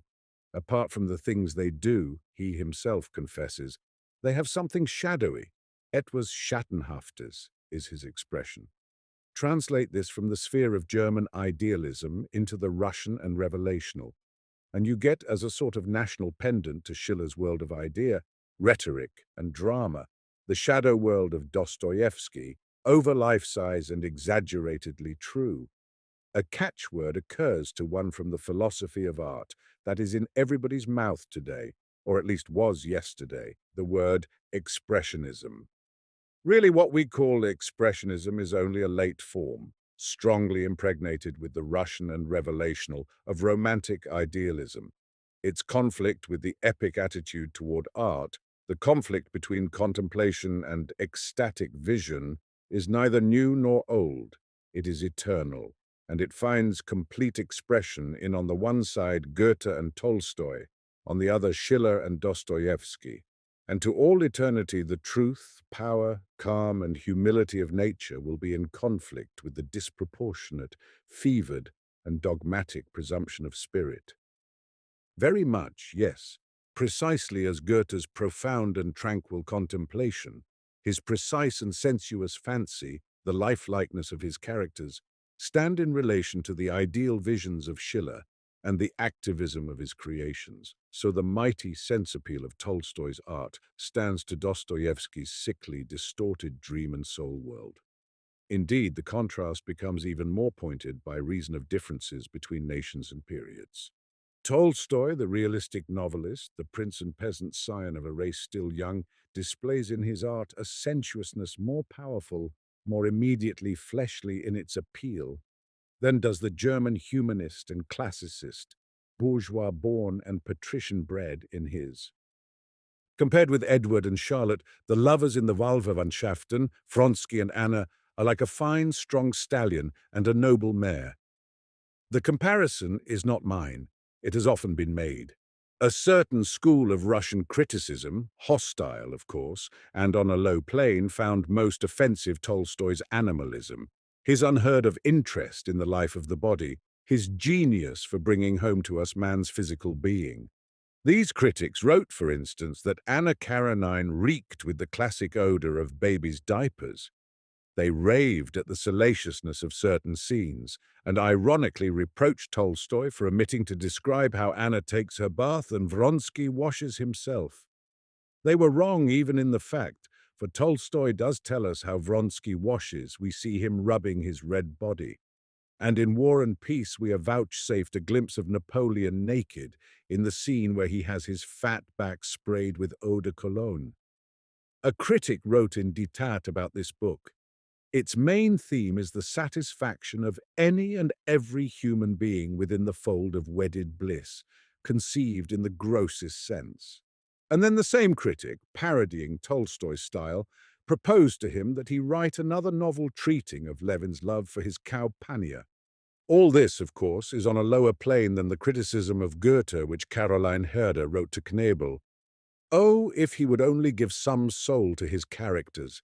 If only there were not so much philandering in everything that he writes, or, as he himself so likes to call it, so much good feeling. But unenlightened comment such as this may very well be illuminating nonetheless, even though unawares and as it were on false pretenses, and these remarks, in their folly, do undoubtedly contain a grain of truth. Caroline's philandering is a mincing, sentimental word to characterize what Goethe wrote, yet it has a certain aptness if the comparison is between his frank realism and the lofty insubstantiality of Schiller's world. It is not such a bad joke, either, to make Levin fall in love with his cow. It hits off the fleshliness of Tolstoy's art as contrasted with the holy soulfulness of Dostoevsky's, especially when we remember Tolstoy's personal passion for one of the preoccupations of farm life, namely, the breeding of cattle and pigs. It is an interest quite proper, of course, to a landed proprietor, yet where so strongly marked as this, surely not quite without deeper meaning. I am still resolved not to pass judgment. I did indeed throw out the question of nobility, the matter of rank. But I am wary of hasty decisions, and even at the risk of being called vacillating, I hold to my policy of the free hand and my faith in its ultimate fruitfulness. Why should I not be a cautious judge of the swaying battle, when I know that what I called above the arrogance of spirit is one with that great and highly affecting principle which we call freedom? Schiller's loftiest boast is the freedom of the singer. But Goethe's attitude toward the conception of freedom is at all times cautious, not only in the political field, but consistently, fundamentally, and in every connection. Of Schiller, he says, in his latter years, when he had had enough of freedom in a physical sense, he went over to it in the realm of the ideal, and I might almost say that it killed him, for it caused him to make demands on his physical powers that were altogether too much for them. I have great respect for the categorical imperative. I know how much good can come of it, but one must not carry it too far, for then this idea of the ideal freedom certainly leads to no good. I confess that this habit of using Schiller's heroic life to point a warning against exaggerations in the use of the categorical imperative has always made me smile. To confront the moral with the natural is always humorous. But in other places where this child of God expresses himself about heroes and saints, his words have quite a different ring and bear witness frankly and sincerely to the nobility of spirit. He declared one day that he passed for an aristocrat, but that Schiller was at bottom much more of a one than he. The remark bears directly upon the problem of aristocracy, certainly not in the political field, nor yet to the fact that Schiller had spoken of the eternally blind, to whom one must not lend heaven's torches of light. No, it has immediate reference to the aristocracy of spirit, which Goethe was at the moment comparing with his own, the aristocracy of nature, and finding it the more lofty of the two. Nothing disturbed him, he says admiringly. Nothing constrained him. Nothing distracted the flight of his thoughts. He was as great at the tea table as he would have been in the council chamber. This admiring wonder rises from the depths of Goethe's Antaeus nature, which had no consciousness at all of a freedom like that, of such independence and unrestraint. Rather, he knew himself to be constantly conditioned by 100 circumstances, influenced, obligated, willingly indeed, with a certain pride in his earth-bound aristocracy, yet influenced and obligated nonetheless. Pantheistic necessity was the fundamental feeling of his existence. It is not enough to say he did not believe in the freedom of the will. He denied the conception. He denied that such a thing was even conceivable.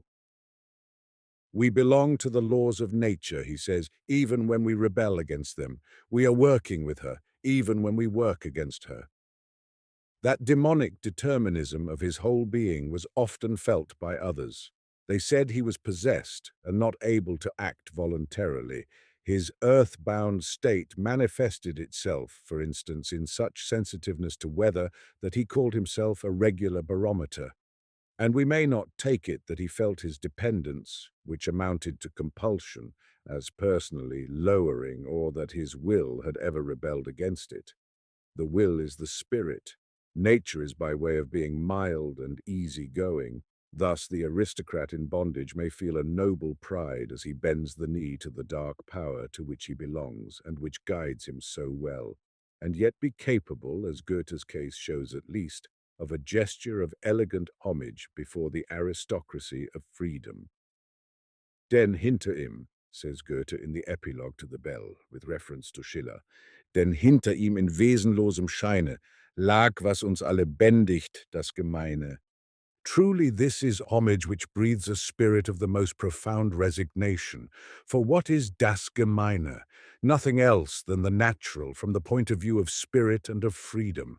For freedom is spirit. It is release from nature, rebellion against her. It is humanity conceived as emancipation from the natural and its bondage, this emancipation being the thing that is actually human and worthy of humanity. Here we see the question of aristocracy flowing together with that of human dignity, which is finer, which worthier of humanity, freedom or bonds, self-will or submission, the moral or the natural. If I refuse to answer, it is in the conviction that this question can never be answered with finality. But on the other hand, the moral sentimentalist can be no sentimentalist at all if he does not on his side display an even livelier and profounder eagerness to pay homage to the aristocracy which is of nature. Unquestionably, there is a certain charming humility in the attitude of spirit toward nature, a delicate readiness, often quite unrequited, to pay her respect, which is one of the greatest and most touching phenomena of the higher life. Dostoevsky read Tolstoy's early work Childhood, Boyhood, Youth in Siberia in the periodical called The Contemporary, and was so taken with it that he inquired on all sides after the anonymous author. Calm, deep, clear, yet unfathomable as nature is unfathomable, that is the impression it leaves, he writes. There it is, and everything, even the smallest detail, shows the beautiful unity of the temperament from which it flows. No, these are not Dostoevsky's words, though they might have been. It is Schiller who writes thus about Wilhelm Meister in that letter in which, for the first time, he apostrophizes Goethe as dearest friend, an emotional form of address, in which, so far as I know, Goethe never explicitly acquiesced. Dostoevsky wrote the profoundest and most loving of all existing critiques of Anna Karenine, a masterpiece of enthusiastic exposition, which Tolstoy perhaps never even read. He never did read criticisms of his works, to say nothing of his ever feeling impelled to write reviews of anything by Dostoevsky. When Fyodor Mikhailovich died, Tolstoy is said to have said, "I loved that man very much." But his consciousness of the fact came a little late in the day, for while Dostoevsky was alive, Tolstoy never troubled his head about him, while afterwards, in a letter to Strachov, Dostoevsky's biographer, he compared him with a horse who seemed a splendid creature and worth 1,000 rubles, until suddenly he went lame, and then the fine, strong animal was not worth a groschen. "The longer I live," he said, "the more I think of men who are not lame." But this horse philosophy, as applied to the author of The Brothers Karamazov, does not seem quite happy, to put it mildly.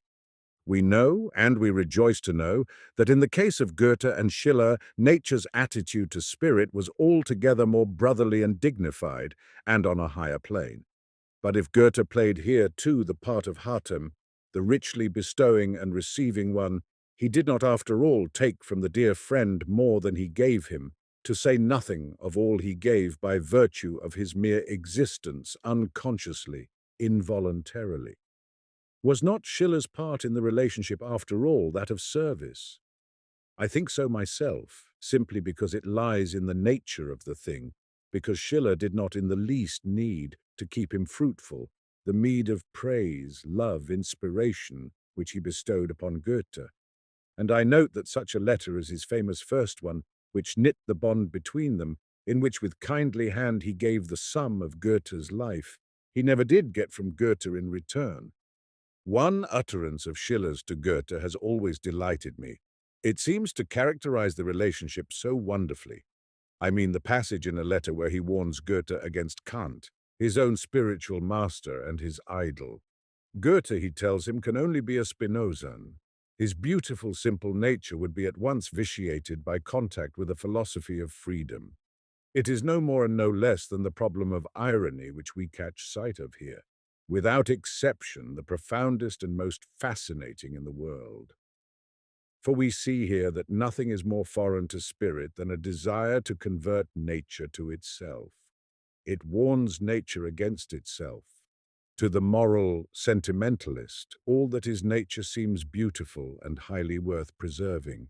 Knowledge feels that life is beautiful, and this is the feeling of the moral for the simple, of the holy for the divine, of nature for spirit. And in this peculiarly absolute judgment of values resides the ironic god, resides Eros. Spirit accordingly enters into a relationship with nature which is in a sense erotic, in a sense determined by male-female sex polarity. And by virtue of the relation it can venture to abase itself and dare the ultimate self-surrender, without thereby resigning any of its own nobility. Indeed, it will always retain the accent of a certain tender contempt. In Hölderlin's lines, precisely this emotional irony is immortalized. Wer das Tiefste gedacht, liebt das Lebendigste, hohe Tugend versteht, wer in die Welt geblickt, und es neigen die Weisen, oft am Ende zu Schönem sich. On the other hand, this simple nature too has an ironic mood, which is one with the objectivity of its character and precisely coincides with the conception of poetry, inasmuch as it lifts itself above its subject, above joy and grief, good and bad, death and life, to play freely with them. Goethe speaks of this mood in Dichtung und Wahrheit, with reference to Herder. It is plain that what kept Goethe apart from Schiller so long was, more than anything else, the latter's prepossessions on the subject of freedom, his conception of human dignity, which was entirely based on the dictatorship of spirit, that is, was entirely revolutionary in character, which conceived in this emancipated sense all humanity, all nobility, all human nobility, and that to a nature like Goethe's must have seemed both odious and insulting to nature. It is, for instance, certain a priori that Goethe took the greatest umbrage at the famous essay Über Anmut und Würde. In it occur things like the following. Movements which have as principle only animal sensuousness belong only, however voluntary we may suppose them to be, to physical nature, which never reaches of itself to grace. If it were possible to have grace in the manifestations of physical appetites and instincts, grace would no longer be either capable or worthy to serve as the expression of humanity. That one might describe as idealistic malice of spirit against nature, and so Goethe must have regarded it. For it is audacious to assert that grace cannot come out of the sensuous, nor nature reach to grace. Grace, then, is not a manifestation worthy of humanity, for that desire can express itself with charm, and instinct with grace is a charming fact of experience. And when Schiller goes on to say, grace is a beauty not given by nature, but produced by the subject itself. It is the beauty of form under the influence of free will. It is the beauty of those particular phenomena which the person himself determines. The architectonic beauty does honor to the author of nature. Grace does honor to him who possesses it. That is a gift. This is a personal merit. The moral distinction he draws between talent and personal merit becomes a consummate affront to Goethe's vital consciousness and his aristocratic feeling. Fools never think, says Goethe, how fortune and merit are linked together. What he means by fortune is what Schiller calls nature and talent, and distinguishes from free human merit. While Goethe, half maliciously, half paradoxically going about to deprive the word merit of the moralistic flavor that clings to it, likes to talk about inborn merit. Everybody is free to call this a logical contradiction, but there are cases where logic is confronted by a metaphysical certainty higher than itself, and Goethe, who on the whole was certainly no metaphysician, undoubtedly felt the problem of freedom to be a metaphysical one. That is to say, an undemonstrable intuition told him that freedom, and therewith merit and demerit, were not a matter of the empirical, but of the intelligible world. That, to speak with Schopenhauer, freedom does not consist in operari, but in esse. Herein lies the humbleness of his aristocracy, the aristocracy of his humility. Both of them so categorically opposed to Schiller's idealistic evaluations, his personal and moral pride in his freedom. Goethe, when he wants to characterize the principle which composes his essential nature, speaks humbly and gratefully of a gift of fortune. But the conception of a gift of grace is more aristocratic than one might think. What it means is the indissoluble union of fortune and merit, a synthesis of freedom and necessity, in short, inborn merit, and the gratitude, the humility, carry with them that metaphysical consciousness of being at all times and absolutely certain of the favor of destiny. There is, in Goethe's case, an amazing bit of evidence on this point, which I cannot refrain from quoting. Speaking of Bentham, he says it is the height of madness for the man at his age to be so radical. He has answered that if His Excellence had been born in England, he could hardly have escaped being a radical and reformer. Whereat Goethe, with Mephistophelian mien, "What do you take me for? You think I would be spying out abuses and tacking names onto them? I, who, if I had been born in England, would have been living on abuses. If I had been born in England, I should have been a duke, or better still a bishop with revenues of £30,000 sterling. Very fine. But suppose your Excellence had not drawn the big prize in the lottery. Suppose you had drawn a blank." To which Goethe, "Not everybody, my dear friend, is made for the big prize. Do you think I should have played such a foolish trick, sottises, as to draw a blank? All that, of course, is in jest, but is it only in jest? Does it not rather voice that deep metaphysical certainty that never and under no circumstances should he, or could he be other than favoured and privileged, ever other than well-born? And in this certainty, is there not, after all, something like a consciousness of freedom of the will, if only of freedom after the event? Really, it is priceless. To be born into the world a starving revolutionary, an idealistic sentimentalist that he calls a sottis, is that the irony the children of God wreak on the children of spirit?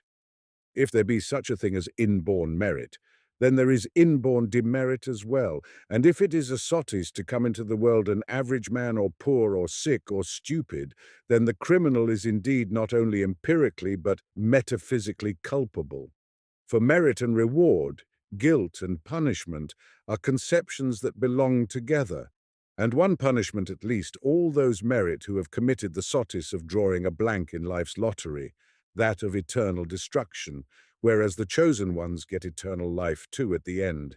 Wer keinen Namen sich erwarb, noch edels will, gehört den Elementen an, so fahret hin. But as the possibility of nobly aspiring and achieving a name is not a matter of empirical freedom of the will, this "so far it hin" is a piece of gross heartlessness. And if the conception of election by grace to which that of metaphysical depravity corresponds is a Christian conception, at any rate it shows Christianity turning its aristocratic side outwards. I said a while back that it seemed to me not accidental that Schiller and Dostoevsky were sick men, and did not, like Goethe and Tolstoy, arrive at a reverend length of days. Rather, I was inclined to regard their poor health as fundamental to their characters. Quite as symbolic is the further external fact that the two great realists and creative artists were of upper station, born to a privileged social status, whereas the heroes and saints of the idea, Schiller and Dostoevsky, one the son of a Swabian army surgeon and the other of a Moscow hospital physician, were the children of modest people and spent all their days in pinched and homely, one might almost say undignified circumstances. I call this biographical fact symbolic because it testifies to the Christianity of the Spirit, whose kingdom, as the Scriptures say, is not of this world, in personalities as little as in the realm of the ideal and the artistic, wherein it opposes a perpetual contrast to the kingdom of nature and nature's favorites, whose rank and essence are quite and entirely of this world, the physical pagan world. Therein lies their realism. And they were, both Tolstoy and Goethe, realists enough to feel a naive enjoyment in their privileged status, yes, in a sort to lay stress upon it and show themselves imbued by a consciousness of it, which would impress one as curiously unenlightened were it not plain that they themselves regard it in a symbolic sense, and even rather childishly assimilate it in their own minds to their consciousness of their higher, extra-social human aristocracy. Goethe's patrician birth was so dear to him that his patent of nobility, when he had it in his hands, meant nothing, simply nothing. "We Frankfurt patricians," he said, "always felt ourselves like nobility."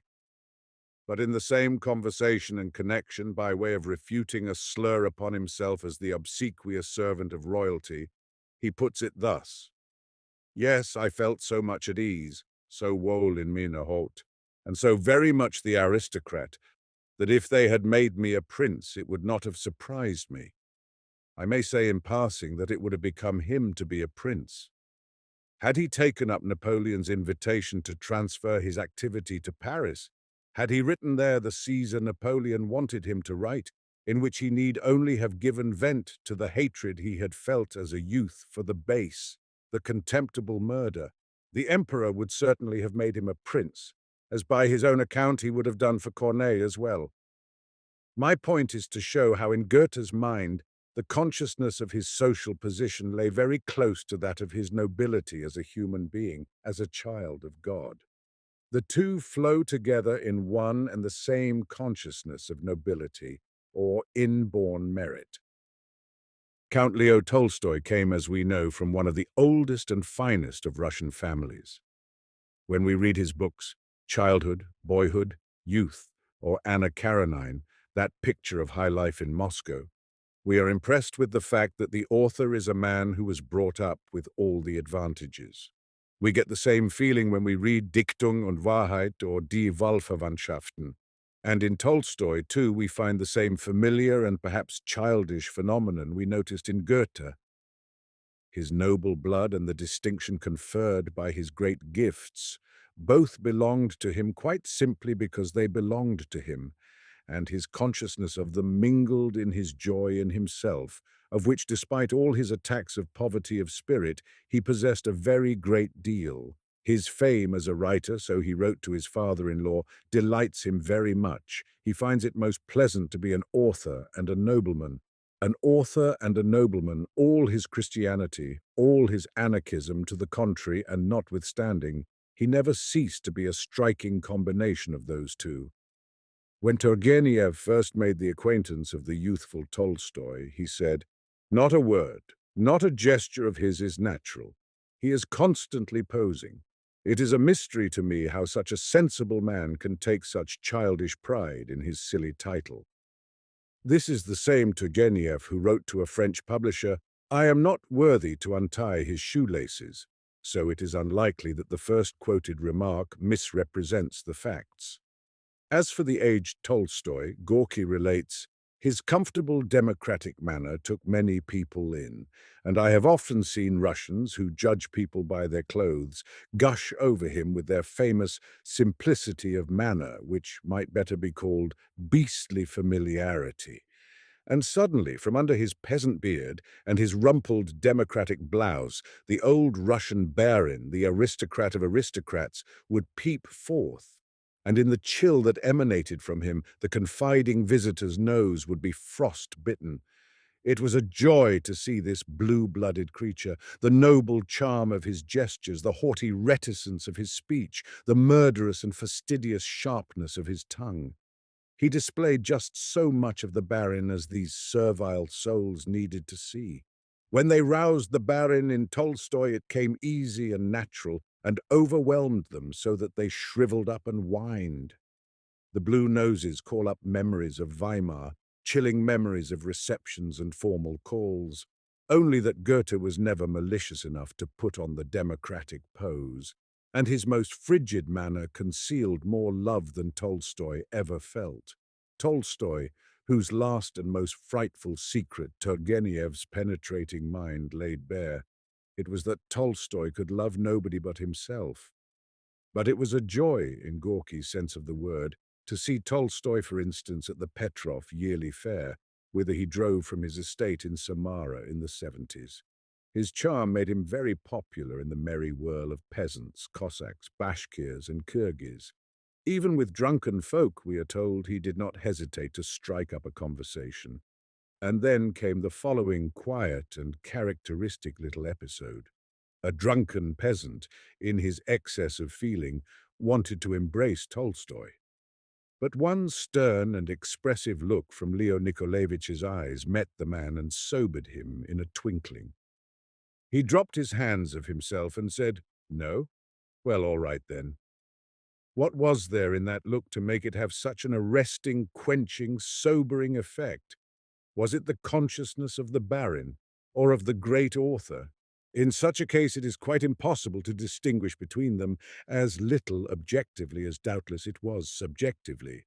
When Leo Nikolaevich wanted to please, Gorky tells us, he could do it better than a pretty and clever woman. Imagine a crowd of all sorts of people sitting in his room.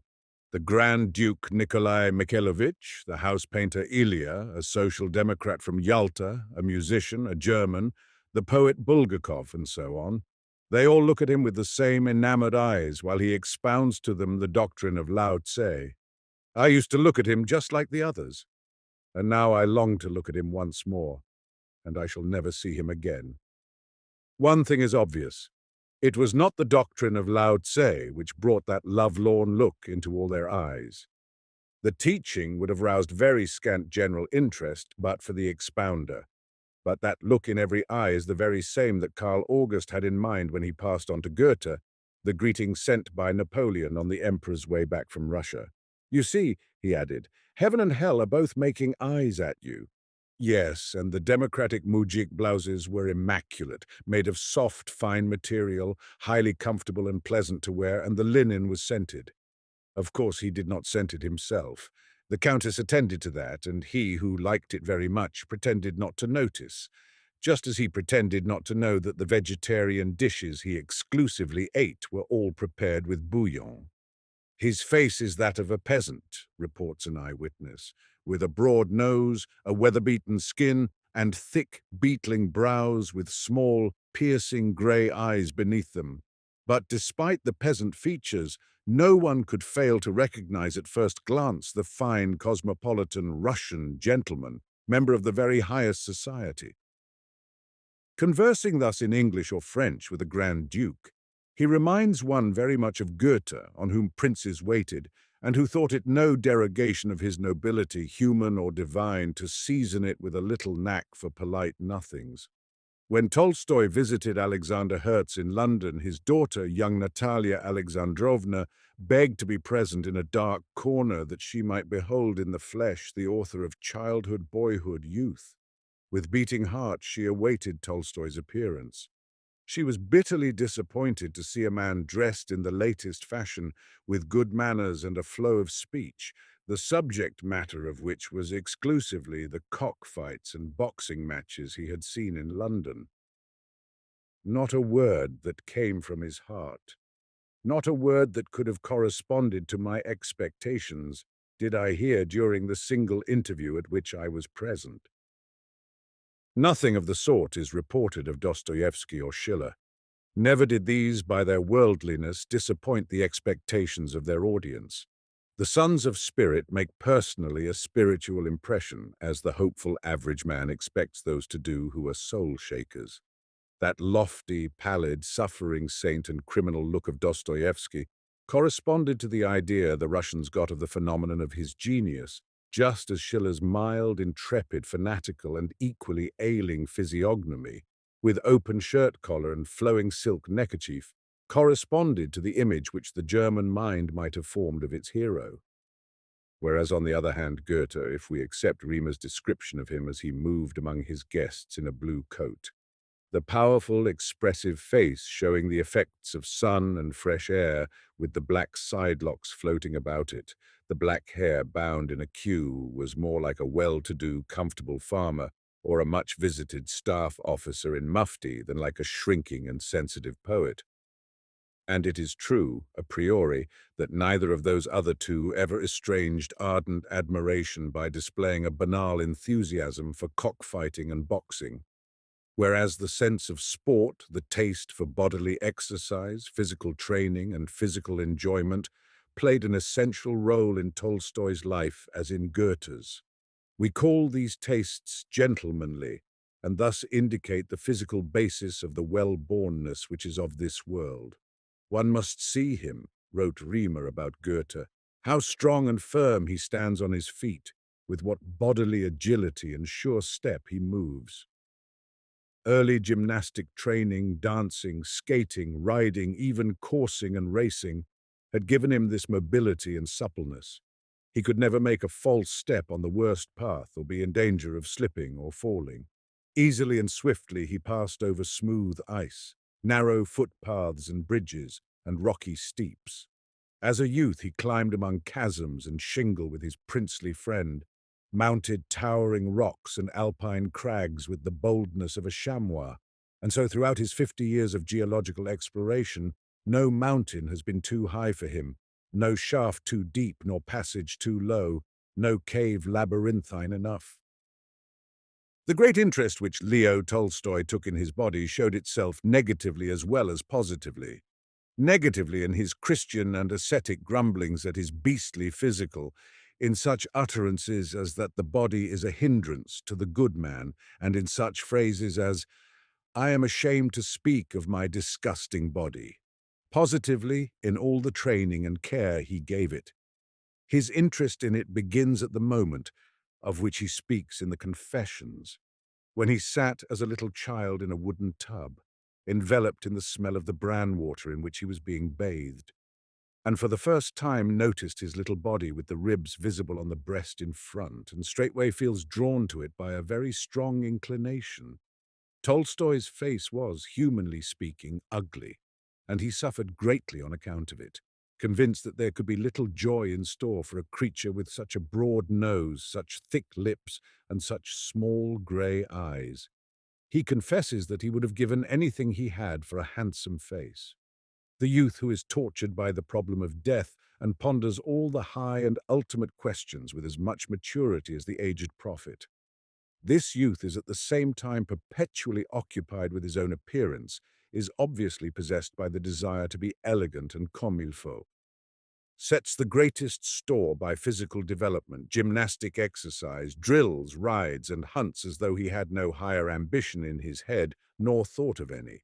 His passion for the hunt is so excessive that he confesses to his wife that of human beings he never forgot Sophia Alexandrovna, but out hunting he forgot everything but his double-barreled shotgun. From more than one letter of those who knew him in his prime, we see what a daring sportsman he was, how he sprang with astonishing agility over gullies and chasms, and would spend whole days in the wild. We are told that a better companion could not be conceived of. The pacifism, Christian, Buddhistic, or Chinese of his latter days forbade him, of course, to kill animals, although his indestructible physical strength and trained agility would still have allowed him to hunt, and though he still cherished the greatest desire to. He bade it farewell.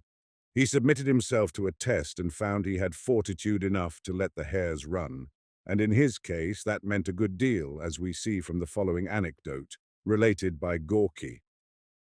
Tolstoy put on a heavy overcoat and thick boots and took Gorky for a walk in the birch woods. He leaped like a schoolboy over puddles and ditches, shook the raindrops from the boughs, lovingly stroked the moist, satiny trunks of the birch trees, and talked about Schopenhauer. Suddenly, a hare got up under our feet. Leo Nikolaevich gave an excited start. His face lighted up. He let out a halloo like an old huntsman. Then he looked at me with a curious smile and began laughing, a hearty human laugh. At this moment he was irresistible. Still finer is the story of the hawk which the old man saw circling above his chickens about to swoop. Leo Nikolaevich stares up at the bird of prey, his hand over his eyes, and says in an excited whisper, "The rascal, now, he's coming. Oh, he's afraid. I'll call the stable boy." He calls, the hawk disappears. But Tolstoy is taken with regrets. He sighs and says, "I shouldn't have called. Then he would have swooped." They are his chickens, but all the sympathy of the venerable prophet of pacifism is with the hawk. Of his son Ilyusha, he wrote in a letter, "Ilyusha is lazy, he is growing, and his soul is not yet overwhelmed by organic processes." What does he mean by that? Growing is itself an organic process, And if growing is innocent, so too will be the organic processes which growth brings about, and with which Tolstoy was only too well acquainted, since they made his life a burden to him all his days. The Church's conception of woman as instrumentum diaboli was with him something more than a mood from the time of the Kreutzer Sonata. It dates from much earlier, from the journals of his boyish days, and he speaks of organic processes in the sense of that early Christian pope, who, in order to mortify the flesh, made a detailed list of all its disgusting and evil-smelling functions, the functions of this body which in the end has to submit to the final indignity of putrefaction. That kind of cross-grained speculation Tolstoy would be just the one to set about, and he did. Very sensual men well know such moods. Maupassant somewhere calls the act of coition filthy and ridiculous, ordure et ridicule. Could objectivity further go? But such blithe and cynical objectivity was not Tolstoy's sort. His hatred of the organic has a shattering accent of subjective torment and rage. And yet he is so much the darling of the creative impulse of organic life that one must go back to Goethe to find a human being who was so wohl in seiner Haut as he. Yes, the parallel is even more exact. In both of them, and in just the same way, the most beatific organic well-being, amounting to organic rapture, mingled with a rooted melancholy and the profoundest intimacy with death. Goethe, when he was a riotous, dandiacal student in Leipzig, might any moment quit the society of men, the card play and dance, and yield himself to solitude. We have plenty of witnesses to his brilliance, his childish, fantastic extravagances in the circle of his friends with the Jacobis, Heinze, Stilling and Elberfeld. He cuts capers, dances round the table like a clown, in short, cannot contain himself for a mysterious intoxication. The Philistines sitting round think he has gone mad. And that is the same Goethe whose Werther drove more than one young man to self-destruction, and who practiced himself in suicide by keeping a sharp dagger on his bed table and trying every evening to drive it a little further into his body. We have noted the same excess of animal spirits in Tolstoy, in whom indeed they persisted up to an old age, lacking in the dignity, stateliness, and formal gravity of Goethe's latest period, which need surprise nobody. For we cannot doubt that Goethe led a more earnest, laborious, exemplary life than the Slavic Junker, or that his cultural activities presupposed far more genuine self-abnegation, restraint, and discipline than Tolstoy's uttermost ineffectual efforts at spiritualization, sticking fast as these always did in a bog of fantastic absurdity.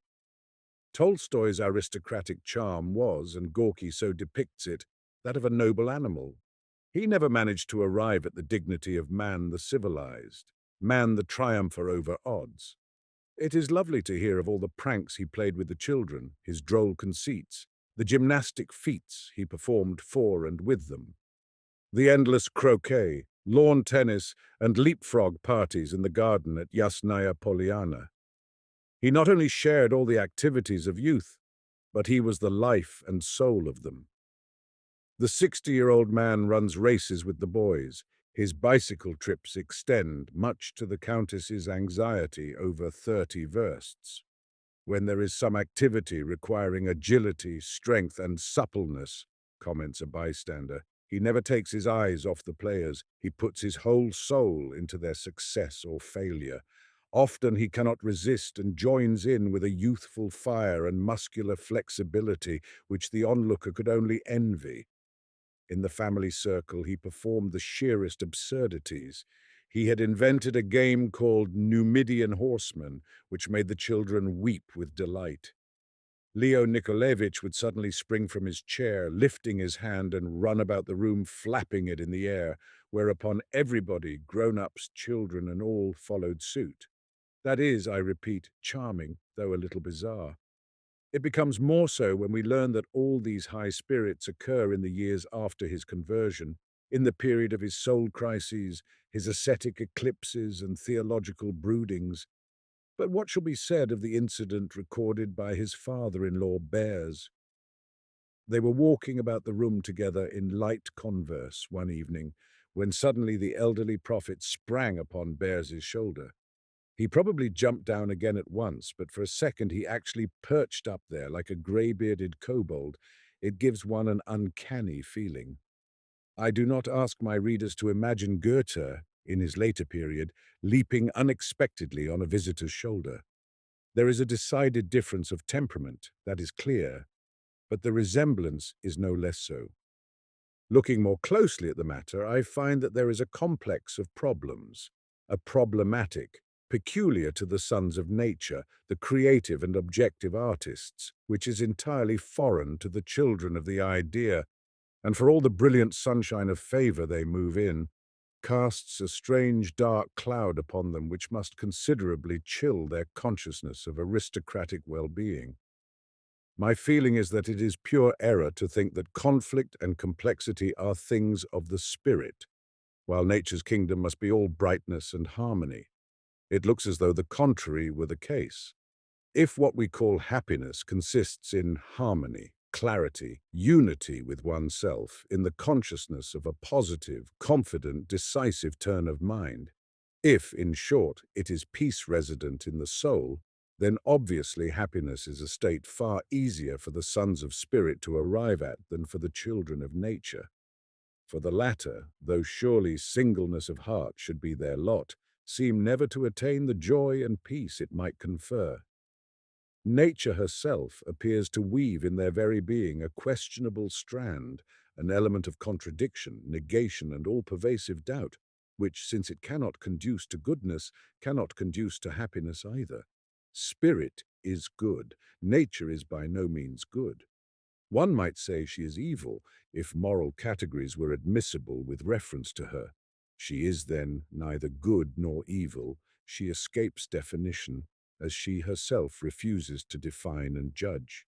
She is, speaking objectively, indifferent, and as this indifference of hers appears subjectively and spiritually in her children, it becomes a complication that has more to do with torment and evil than with happiness and goodness, and which certainly seems come not to bring peace into the world like the human and benevolent spirit, but rather doubt and dire confusion.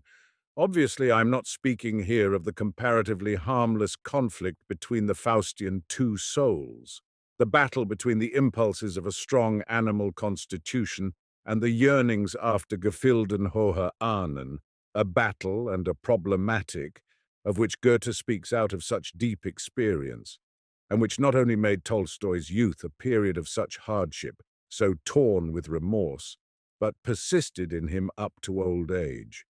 I am speaking of something which seems at first blush to be much blither and simpler, a position something like that of Goethe between Lavater and Basedau, in which Goethe designates himself as das Weltkind in der Mitten. That sounds simple and pleasant and self-complacent, and was probably so meant.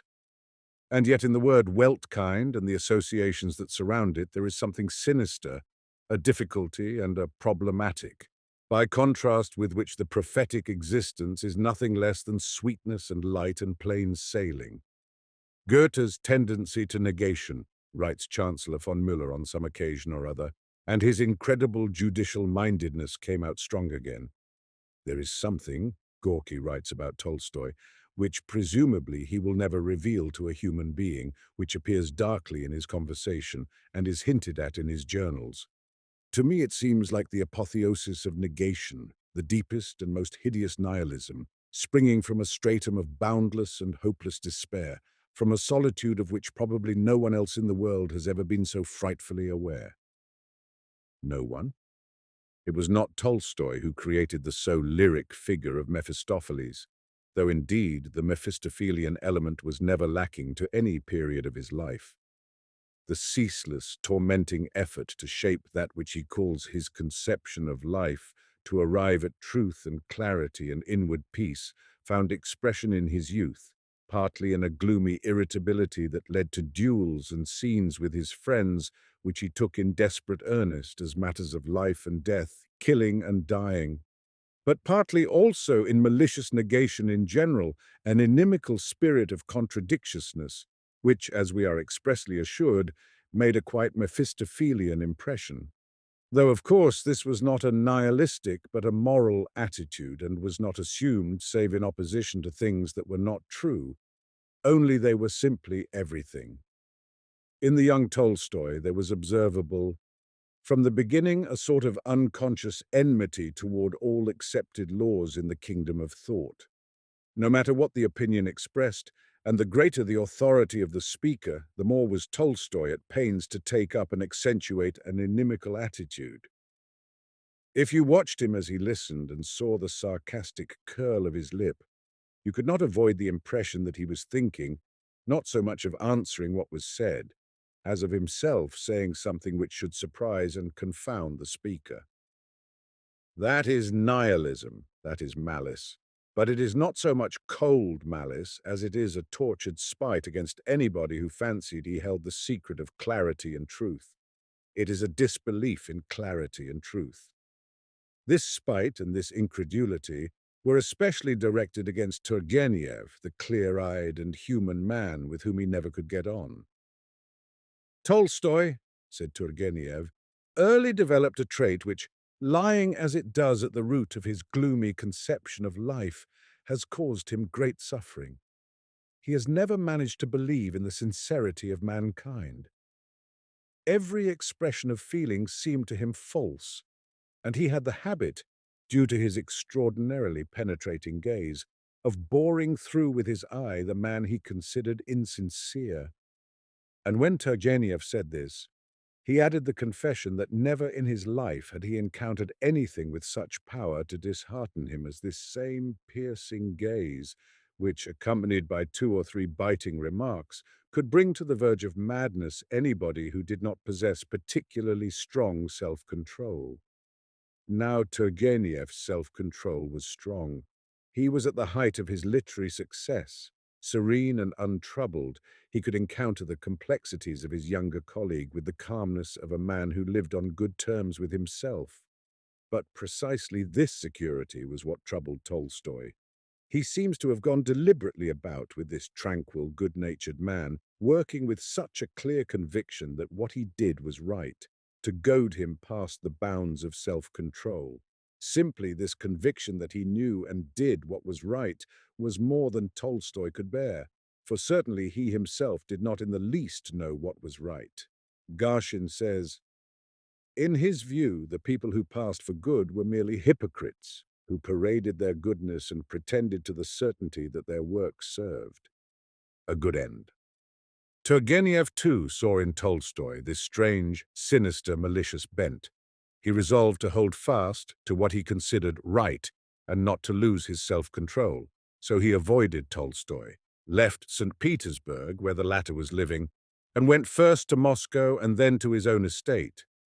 But this is most significant of all, as evidence of Tolstoy's state of mind. Tolstoy followed him step for step, like a lovesick girl, to use Turgenev's own phrase. All which is very telling, very extraordinary.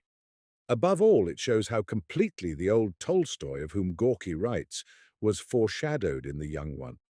Did he really ever find out what was right, the real, the true, the incontrovertible? For others he did, he gave them conviction. But he himself certainly never got free of the negation and neutrality of the elemental character. Rousseau, he said, lied and believed his lies. Did he believe his own lies? No, for he did not lie. He was elemental, nihilistic, malicious, and unfathomable. Would you very much like to know? He asks. Very much. Then I will not tell you. And he smiles and plays with his thumbs. This smile, this sly little smile, Gorky speaks of it again and again.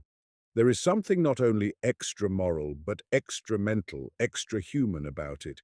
It bespeaks the mystery of the natural, the elemental, which is not at all kindly disposed, but rather takes pleasure in confusion. According to Gorky, the old man loved to put insidious questions. What do you think about yourself? Do you love your wife? How do you like mine?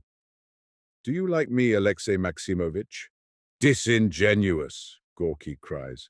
The whole time he is making an experiment, testing something out, as though he were going into battle. It is interesting, but not to my taste. He is the devil, and I am a babe in arms beside him. He ought to leave me alone. One day, Gorky sees the aged Tolstoy sitting alone by the sea. This scene is the crowning point of his reminiscences. He sat, his head on his hands. The wind blew the silver hair of his beard through his fingers. He was looking far out across the sea, and the little green waves rolled docilely to his feet and caressed them, as though they wanted to tell the old wizard something about themselves. He seemed like an ancient stone come alive, that knew and pondered the beginning and end of all things, and what and how would be the end of the stones and grasses of the earth, the waters of the sea, the whole universe from the sun to the grain of sand. And the sea is a part of his soul, and all about him comes from him and out of him. In the old man's musing quietude, I felt something portentous, magic. I cannot express in words what I more felt than thought at that moment. In my heart were rejoicing and fear, then all melted together in one single blissful feeling. I am not bereft on this earth, so long as this old man is living on it. And Gorky steals away on his tiptoes, that the sand may not crunch under his tread and disturb the old man's thoughts. The mystical reverence that Gorky here depicts is not that which lays hold on us at sight of the heroes of the idea. Neither Dostoevsky nor Schiller has inspired this sort of awe and shuddering, however saintly they seemed. So much is certain. Nor can the reverence felt for Goethe be of just this same nature, though akin to it. The Tolstoyan greatness and remoteness is wild and primeval and pagan in its nature. It is antecedent to culture. It lacks the human, the humanistic element. This ancient of days and of wisdom, musing there at the edge of the everlasting sea, wrapped up in the all, conning the beginning and end of things, the picture evokes a twilit, pre-human, uncanny world of feeling, a world of incantations and runes. What he is pondering, the Norns whisper thee by night. He was like, says the shaken beholder, an ancient stone come alive. Note that, a stone, not anything that civilization has produced. Not man made in the likeness of God, not a human being like Goethe. Goethe's humanistic divineness is clearly something quite different from the primeval pagan formlessness of Tolstoy's, which makes Gorky say of him, he is the devil. And still at the very bottom, the common factor persists. In Goethe too, there is the elemental, the sinister, the dark, neutral, negation and confusion-loving devil. There is a saying of his, arbitrary enough, yet with an accent of hidden suffering, that opens to us more of his inner self than many a clear and wise and ordered utterance. If I am to listen to the opinion of others, he said, and only listen to it, observe, not accept it, then it must be positively expressed. Problems I have enough in myself. That is a confession, put in the form of a demand. It has a proud Olympian accent, but the voice that utters it quivers with impatience, with painful irritation at the inner complications, which makes it so imperative that the positive should come from without. Out of one of his eyes looks an angel, writes someone who made his acquaintance on a journey. Out of the other a devil, and his speech is deep irony on the score of all human affairs. Of all? That is great, but it is not generous? And after all, is he not a man himself? One who often saw him says, today he was altogether in that mood of bitter humor and sophistical contradictiousness he is so prone to display. Again we have the negation, the spirit of contradiction and malice, of which gentle young Sulpice Boisseret has such a story to tell in his diary. At 11 o'clock I am with Goethe again. The invective continues. He has a go at all sorts of things: politics, aesthetics, society, religion, Germany, France, Philhellenism, parties, and so on, in such a style that poor young Boisseret feels, mit allen diesen marquanten Reden, as though he were at a witch's Sabbath. That is saying a good deal. It is either too strong, considering the word moquant, which he uses, or else that word is a good deal too weak, which is more likely. Anyhow, the entry from the year 1826 shows the confusion to which the petulant old man could reduce simple and humble-minded people. An observer who must have been no fool wrote something about him which stirs a secret horror that is somehow paralyzing. He is tolerant without being mild. Just consider what that means. Toleration, indulgence is always in our human experience associated with mildness, with benevolent feeling toward man and the universe. So far as I know, it is a product of love. But tolerance without love, harsh tolerance, what would that be? It is more than human, it is icy neutrality. It is either something godlike or something devilish.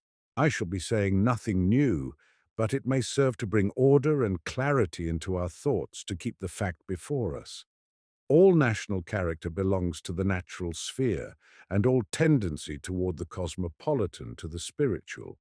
The word ethnic brings together two conceptions which we do not ordinarily connect: paganism and nationalism.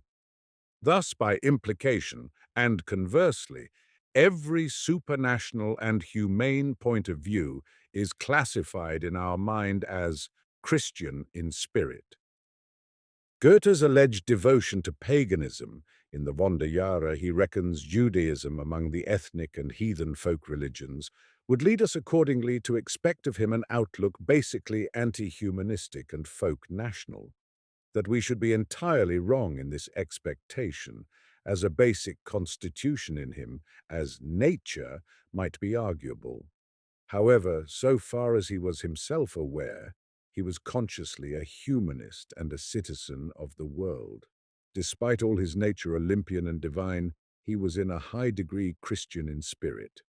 Nietzsche placed Goethe, historically and psychologically speaking, between Hellenism and Pietism, and thus expressed the combination of creative and critical, simple and sentimental, ancient and modern in Goethe's character.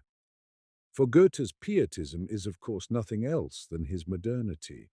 Many centuries of Christian cultivation of the subjective, a whole century of pietistic, introspective, autobiographical discipline, were needed to make possible a work like Werther, which is as much as to say that in the impulse to autobiography, Christian and democratic elements are mingled with that naive, spoilt, darling claim on the world's affections of which we spoke above.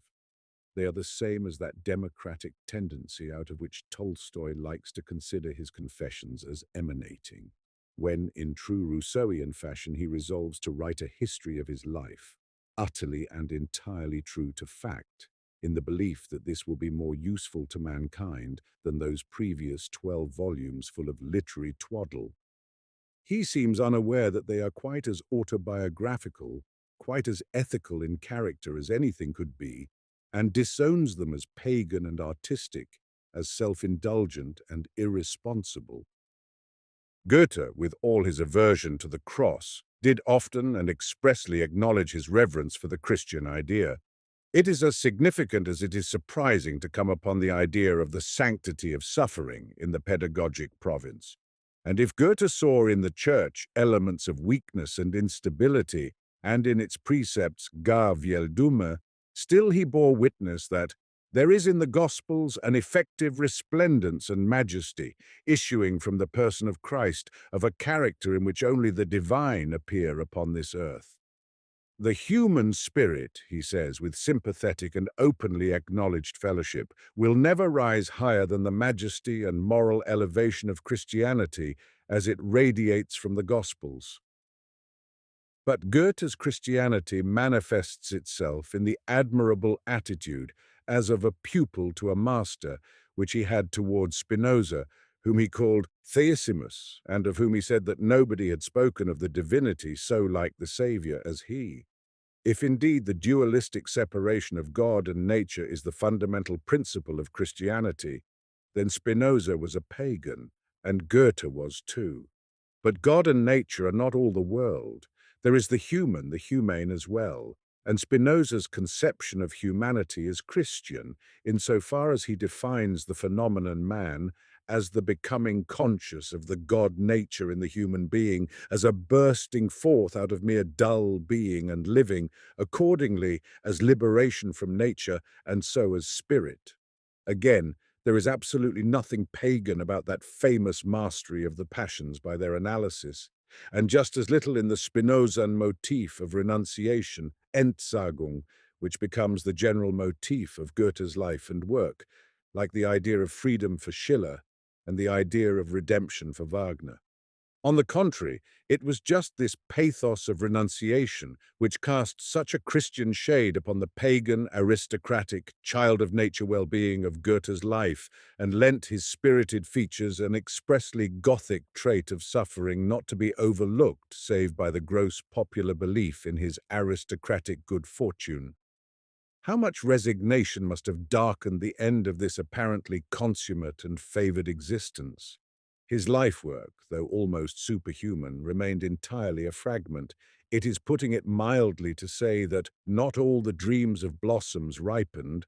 Wagner's performance, for instance, or Ibsen's, is incomparably more a rounded and effective whole.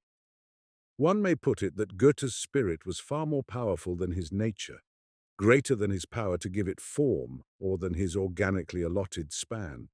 And it is easy to understand that vehement demand of his for immortality, which is one of the magnificent demonic expressions of his personality.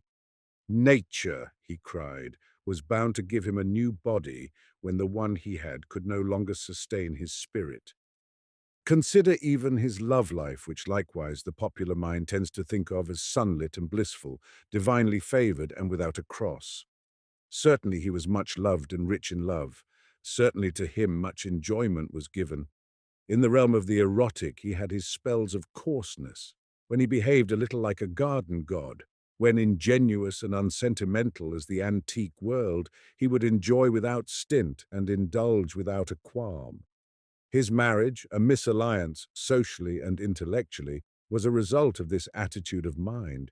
But where he loved so that lofty poesy was the result, and not merely a Venetian epigram ticked out in hexameters on a maiden's back. Where it was serious, the romance regularly ended in renunciation. He never actually possessed Lotte or Friederike, nor Lily, nor the Herzlieb, nor Marianne, nor even Ulrike, and not even Frau von Stein. He never loved unrequited, unless in the immensely painful, absurdly agitating affair with little Levetzoff. Yet in all these cases resignation was the order of the day. Either on moral grounds, or for the sake of his freedom, mostly he bolted. But the renunciation, I mean, was a deeper and higher thing. In his stature, his lineaments, his proportions as he stands today in the eyes of the nation, he is what he is as the work of renunciation.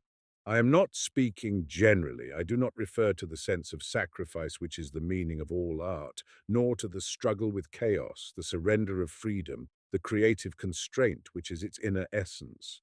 Goethe's pathos of renunciation, or since we are speaking of permanent forces dominating the whole of existence, his ethos of renunciation is of a more personal kind. It is his destiny, it is the instinctive mandate of his especially national gift, which was essentially civilizing in its mission. Or rather, might this destiny and mission, this bond, this conditioning limitation and pedagogic duty of renunciation be after all something less personal to him than it just now appeared? Might it perhaps be the law of his destiny, innate and inviolable save at the expense of heavy spiritual penalties? The imperative which is the essence of the German spirit, destined always, as it is, somehow and in some degree, to feel itself called to a cultural task. I spoke of the consciousness of a community of feeling which Goethe must at moments have felt with Christianity. What did it consist in, and to what had it reference? Goethe pays homage to the moral culture of Christianity, that is, to its humanity, its civilizing anti-barbarian influence. It was the same as his, and the occasional homage he paid it undoubtedly springs from his recognition that the mission of Christianity within the confines of the Germanic peoples bore a likeness to his own. And here, in the fact that he conceived his task, his duty to his nation, as essentially a civilizing mission, lies the deepest and the most German significance of his renunciation. Does anyone doubt that there were in Goethe possibilities of a greatness and growth, wilder, ranker, more disruptive, more natural than those which his instinct for self-conquest allowed him to develop, and which today give our mental picture of him so highly pedagogic a cast. In his Iphigenia, the idea of humanity as opposed to barbarism wears the impress of civilization, not in the polemical and even political sense in which we use the word today, but in the sense of moral culture. It was a Frenchman, Maurice Barrès, who pointed out that the Iphigenia is a civilizing work, in that it stands for the rights of society against the arrogance of intellect. The phrase fits almost better that other monument of self-discipline and self-correction, yes, almost of self-mortification, which has been a target for ridicule on account of its affected atmosphere of courts and culture. I mean the Tasso. Both are works of resignation, of German and schoolmasterish renunciation of all the advantages of barbarism. Wagner, on the other hand, the voluptuary, did not renounce them. He yielded to them all with huge effectiveness, and his punishment is that the acclaim accorded to his riotously national art grows daily cruder and more popular. My subject is still the aspiration of the children of nature toward spirit, which is just as sentimental in kind as is the converse striving of the sons of the spirit toward nature, and may function with varying degrees of aptitude or success, with more or less naivety or subtlety. Compared with Goethe's majestic work of spiritualization, I cannot find that Tolstoy's struggles to throw off nature's yoke were crowned with great success. But I am whimsical enough to relish putting my finger on the mighty kernel of racial loyalty which dwelt at the heart of the Christianity of the one and the humanity of the other. And that kernel was, of course, in other words, their aristocratic integrity. For racial loyalty is aristocratic by nature, while Christianity, humanity, and civilization all represent the conflicting principle of the spirit of democracy, and the process of spiritualization is at the same time one of democratization. What Tolstoy aptly calls his democratic trend, aptly because the word trend implies a will and a direction somewhither, indicating an effort and not mere being, finds emphatic expression now and again in Goethe as well. One would have, he says, to become Catholic at once in order to have a share in the lives of humanity. To mingle with humanity on equal terms, to lead the life of the people and in the marketplace, seems at such moments happiness to him. In these small, sovereign states, he cries, what wretched, isolated men we are. And he praises Venice as a monument to the power, not of a single despot, but of a whole people. But such phrases clearly are meant more correctively than absolutely. They are self-critical comments, meant to redress the balance of his German and Protestant aristocratism, tendencies, then sentimental leanings of the same kind as the radical and pacifistic bent of the Russian giant, in whose holiness a penetrating eye can see so much self-deception, childishness, and, let's pretend. A close observer like Gorky, or a shrewd critic like Merezhkovsky, felt at once and keenly the patriarchal and sensual quality, the life-bound animalism, which lay beneath the sanctification. Tolstoy married at 34 the 18-year-old Sofia Alexandrovna Bears, who from then on was scarcely ever anything but expectant, and was confined 13 times. Through long, creative years, his marriage was an idyll of family life, full of healthy, God-fearing animal pleasure, against a lavish economic background of agriculture and cattle breeding. The atmosphere was Judaic Old Testament rather than Christian. Tolstoy knows the same great simple love of existence, the everlasting childlike joy of life that possessed Goethe's soul. When he praises each day for its beauty, when he marvels at the richness of God's kingdom expressing itself therein, how each day he sends some new thing to distinguish it, we feel a better understanding of what lay at the bottom of Goethe's conception of Behagen.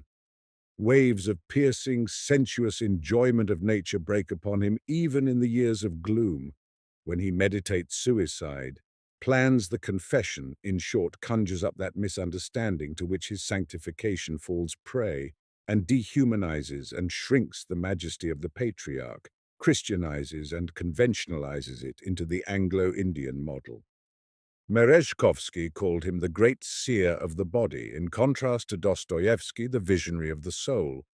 And truly it is the body to which his love and deepest interest belong, to which his knowledge refers, by which his genius is conditioned.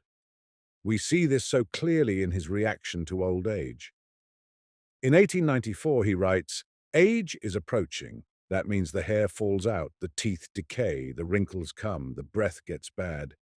Even before the end, everything turns frightful, disgusting, sweat, rouge, powder, all sorts of beastliness. Then what has become of that which I have served? Where has beauty gone? It is the essence of everything. Without it there is nothing, no life." This description of dying while the body still lives may pass for Christian by virtue of its insistence on misery and its characterization of the flesh, revolting and insulting on the spiritual side. But the physical apprehension of old age and death is through and through pagan and sensual. Aksakov says of Tolstoy, "His gift is bear-like in kind and degree." And is it not this bear-like quality of his genius that made Tolstoy the great writer of Russia, the author of War and Peace, the epic poet of the people's struggle against Rome, against Napoleon? I openly declare my deliberate intention to cast doubt on the pacifism which the prophet of humanity so didactically professed. Not, I hasten to add, from any anti-pacifistic sentiments on my own part, merely out of a sense of humor. That Tolstoy was in his youth a soldier and an officer, we know. From his biography we learn that he was heart and soul a soldier, and we have evidence of his heroic and warlike enthusiasm in the Sebastopol days, that splendid time, that glorious time, that time of touching pride in the Russian army, when he was confessedly saturated with patriotic feeling and thrilled by his experience of camaraderie under arms, first felt when the serious moment is at hand. His attitude toward the Serbo-Turkish War of 1877 is still full of conviction. It is a real war, he says, and it moves him. The distinction between real and unreal doubtless indicates some progress in the direction of pacifism. But is pacifism real so long as it is conditional and must progress in order to exist? In 1812, at least, there was a real war, and its history occupied Tolstoy long before he became the great writer of Russia by dint of it. He treated of it, quite in the patriotic key, in his school at Yasnaya Polyana. From all we hear, he dealt with it on a mythical rather than a historical basis, but he expressly declared that he presented his pupils with these legends of a warlike mythology in order to rouse their patriotic feeling. And then the root and branch Russianism, the fundamental folk character of his peasant patrician nature, comes out strong in his epos, whose theme is a defensive war waged against the invasion of Latin civilization. War and Peace had a huge popular success, though the critics and military men had some fault to find. On the intellectual side, it was weak, they said. Its philosophy of history was narrow and superficial. It was mysticism and sophistry to deny the influence of individuals on events. But the creative power, the bear-like strength of it, were unanimously declared to be beyond all discussion, as well as its enormous genuineness as a folk epic.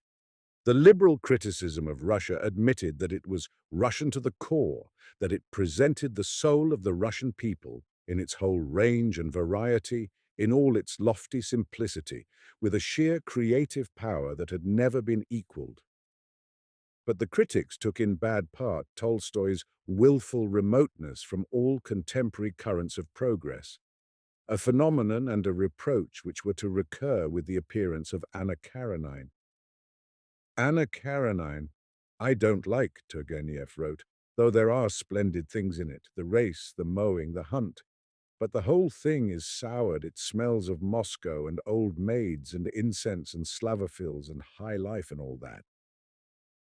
In a word, Turgenev, the Sapadnik, rejected with horror the Oriental element in the novel, and with him went the whole liberal radical party. Some ignored Anna Karenine, others sneered or called names, while the Slavophiles and the aristocrats and court party rubbed their hands in glee. In fact, Tolstoy, in an intellectual and political sense, had the reactionaries on his side, and they could have little appreciation of the artistic qualities of his work. The liberals were liberal enough to know how to value these, and they did so, albeit in that state of bewilderment into which people always fall at the sight of genius in the camp of reaction. Witness the bewilderment of Europe over Bismarck. The paradox is worth a little attention. Our idealists would have us believe that genius, the creative power, must, as a living force, act only in the service of progress and human purpose, and be justly denied to the forces which side against life, show sympathy with death, and are inimical to freedom and progress, and thus bad in the human sense. We would almost accept it as metaphysical evidence for the goodness of a thing if a capital piece of writing were done in its name. And really it does seem that, as a rule, the reactionary camp suffers from lack of talent, but not invariably. The reactionary genius does occur. The brilliant and conquering ability does act as attorney for retrograde tendencies, and nothing dazes the world more than the sight of this paradoxical phenomenon. Sainte-Beuve said of Joseph de Maistre that he had nothing of a writer but the gift, a comment which perfectly expresses this bewilderment and precisely indicates the thing I mean. Liberal and progressive Russia must have seen in Tolstoy just this, a case of a great gift in the service of reaction. But it is clear enough that this great gift is of one essence with his fundamental Russianism, his immense integration with the people, his pagan and natural aristocracy, and that the tendency toward democratic spiritualization was just tendency, romantic in its nature and crowned, after all, by such strikingly indifferent success. His tremendous Orientalism found intellectual expression in this mockery at and denial of European progress. And this it was which must necessarily and profoundly alienate all the westernizing and liberalizing, all the patrinic elements in Russia. Actually, he quite frankly scouted the Western belief in progress, which, he said, had been accepted by the Russia of Peter the Great. They had, he said, observed the operation of the law of progress in the Duchy of Hohenzollern-Sigmaringen, with its 3,000 inhabitants. But then came China, with its 200 million inhabitants, and knocked the theory of progress into a cocked hat, which did not for one moment prevent them from believing in progress as a general law of mankind. They took the field with cannons and guns to instruct the Chinese in their thesis. Yet ordinary human understanding tells us that if the history of the larger part of mankind, which we call the Orient, does not confirm the law of progress, then this law does not obtain for the whole of mankind, but forms at most an article of faith for a certain part of it. Tolstoy vows that he himself is unable to find a universal law in the life of mankind, and that history might be coordinated just as well in the light of any other idea or historical whimsy as in that of progress. And more than that, he does not see the slightest necessity of finding laws for history, quite apart from the impossibility of the thing. The universal, eternal law of perfection, he says, stands written in the soul of every human being. It is only an error to carry it over into the field of history. So long as it remains personal, this law is fruitful and accessible to all. Applied to historical conceptions, it is idle talk. The general progress of mankind is an unproved thesis. It does not exist for any of the nations of the East. Hence, it is just as unfounded to assert that progress is a primary law of mankind as it would be to say that blondness is, all people being blonde save those with dark hair. It is remarkable to see how ideas from the sphere of an idealistic individualism, which is German and places human perfection within the individual soul, are here found in the company of others which constitute the most decisive challenge to an arrogant Europe setting itself up as intellectual arbiter of the world. Tolstoy protests against what he considers the childishness of this attitude, which confuses Western Europe with humanity as a whole, and the protest betrays that his gaze is directed eastward.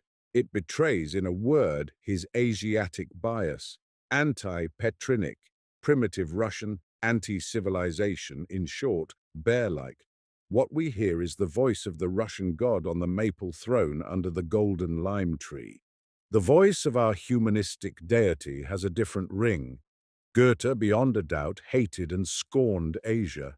The element of Sarmatian wildness in which Tolstoy found himself so much at home and which merely gets rationalized in his late prophetic period would always remain remote and foreign to the spirit of the great German with its exclusively cultural bias. A journey Goethe once made into Upper Silesian Poland was the occasion of what contact he had with the Slav. His impressions are mostly remarkable negatively. He observes ignorance, lack of culture, low standards of living, stupidity. He feels himself remote from cultured men. His attitude at the time of the War of Liberation, offensive as it was to patriotic feeling, the admiring and personally friendly respect he felt for the classic phenomenon of Napoleon, "The man is too big for you," belong in this same category. "It is true," he says in 1813, "I no longer see French and Italians, but in their stead I see Cossacks, Bashkirs, Croats, Magyars, Kashubis, Brown and other hussars." This enumeration of Eastern races has an extraordinarily contemptuous ring. That the Cossacks and Kashubis were in the country as allies and the French as enemies seems not to matter to him. He confesses indeed that he too is glad to be rid of the Gallic soldatesca, yet he is obviously not far from finding more humiliation in the alliance with Russia and the dependence of Germany upon the East than in her subjugation upon the West. And certain it is that the humanism of the writer who created the Iphigenia has more affiliation with the humanity of Western Europe, which has given the mold to our civilization, than with the soft and savage human nature of half Asia. Unpatriotically, he declared that he could not hate the French. He owed them far too much of his culture. The words are only right and proper.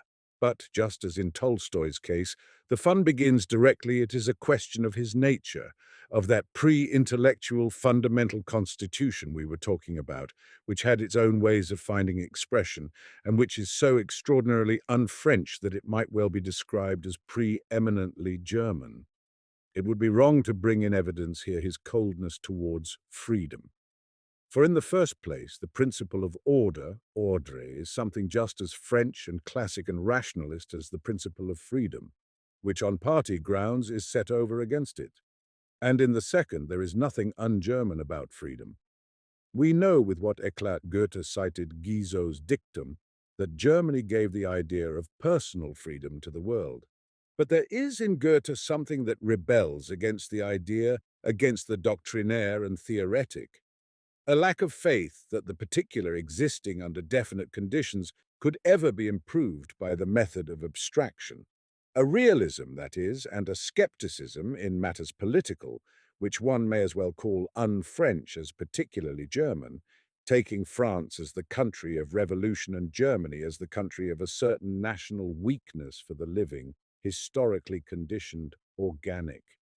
We must remember that he was a practical politician. He had governed Saxe-Weimar.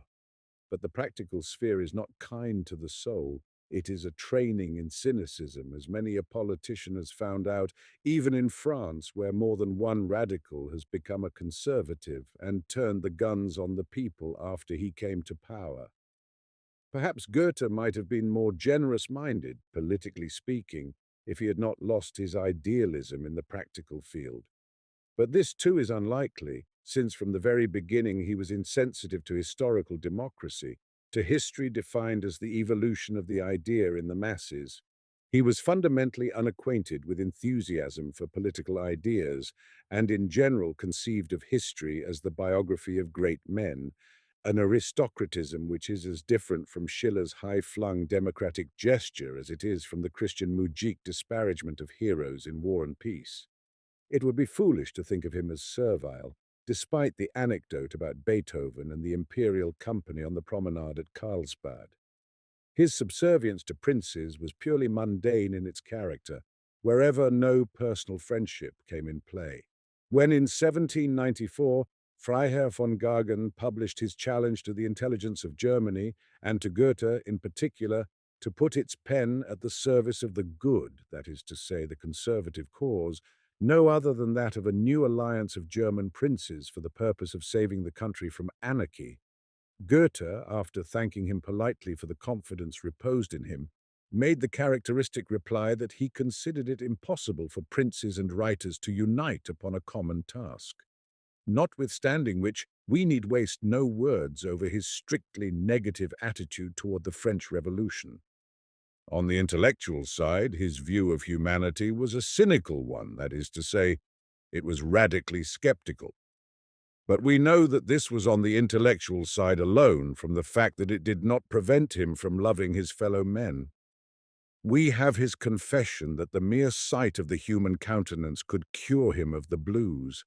What he did not believe in was drawing up articles and holding love feasts. We shall never know whether Hegel was mocking or spoke in honest enthusiasm when he said, "As long as the sun has stood in the firmament and the planets circled round it, it has never been seen that a human being stands on his head, that is, on his understanding, and bases reality upon it."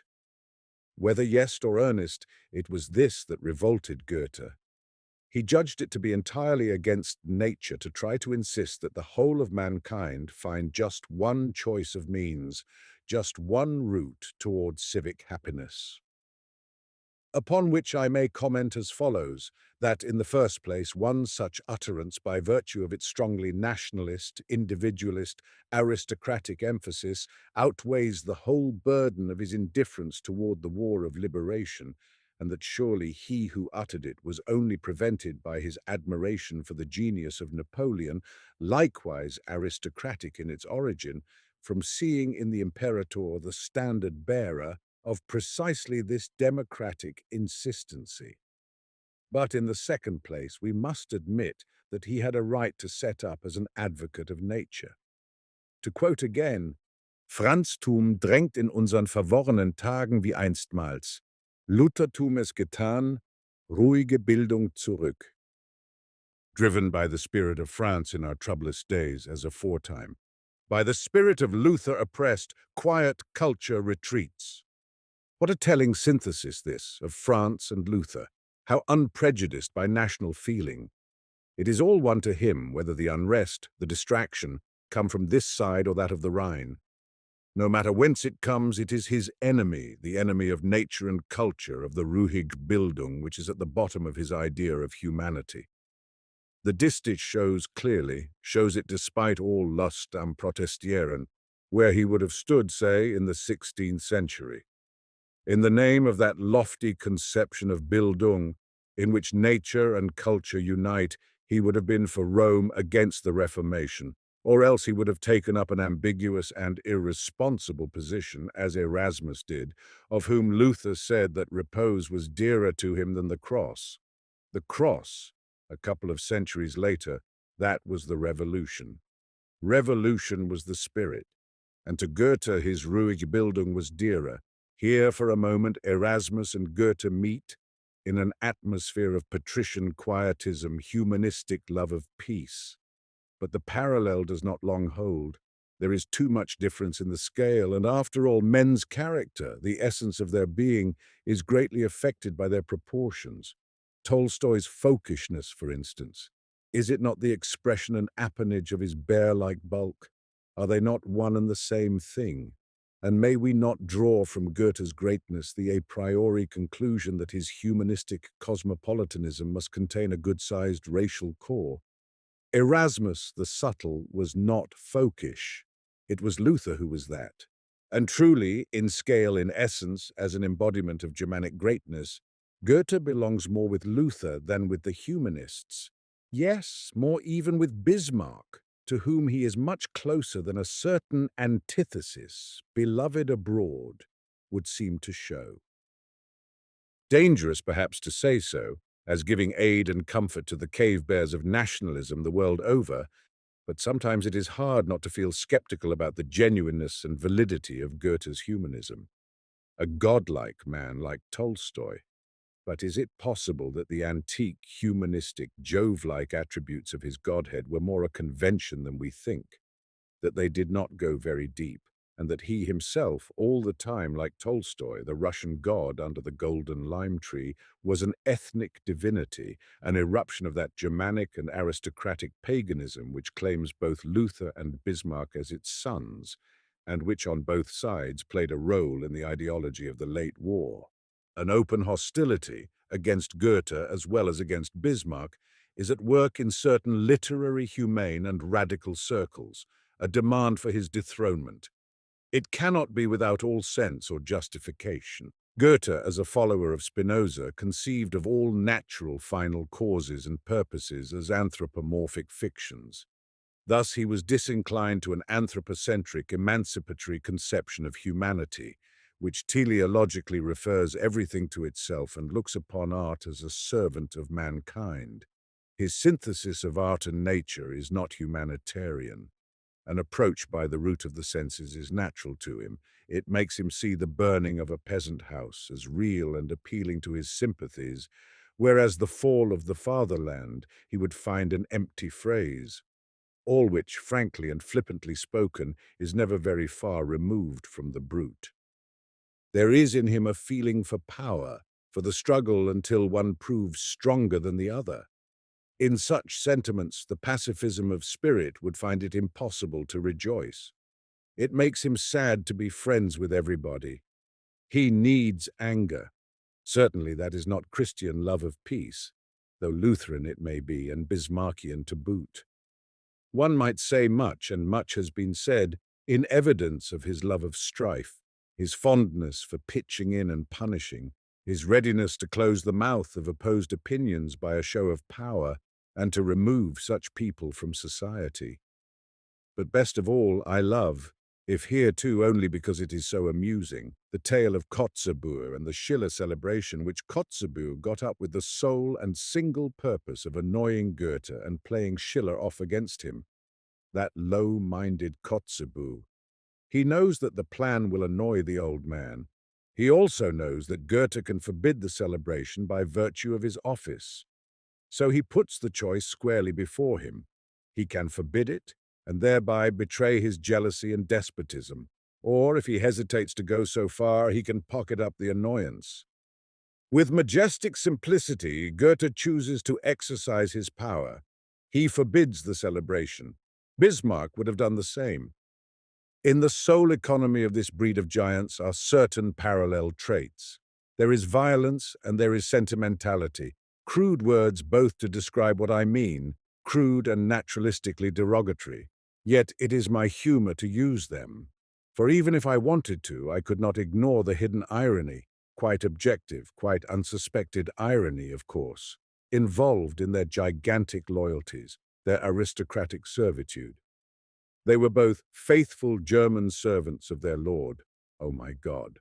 The civilian Wallenstein and the despot of Kultur, they were German Edelknechte both, and there was nothing hypocritical about it all, only their giant sensibilities functioning at full height.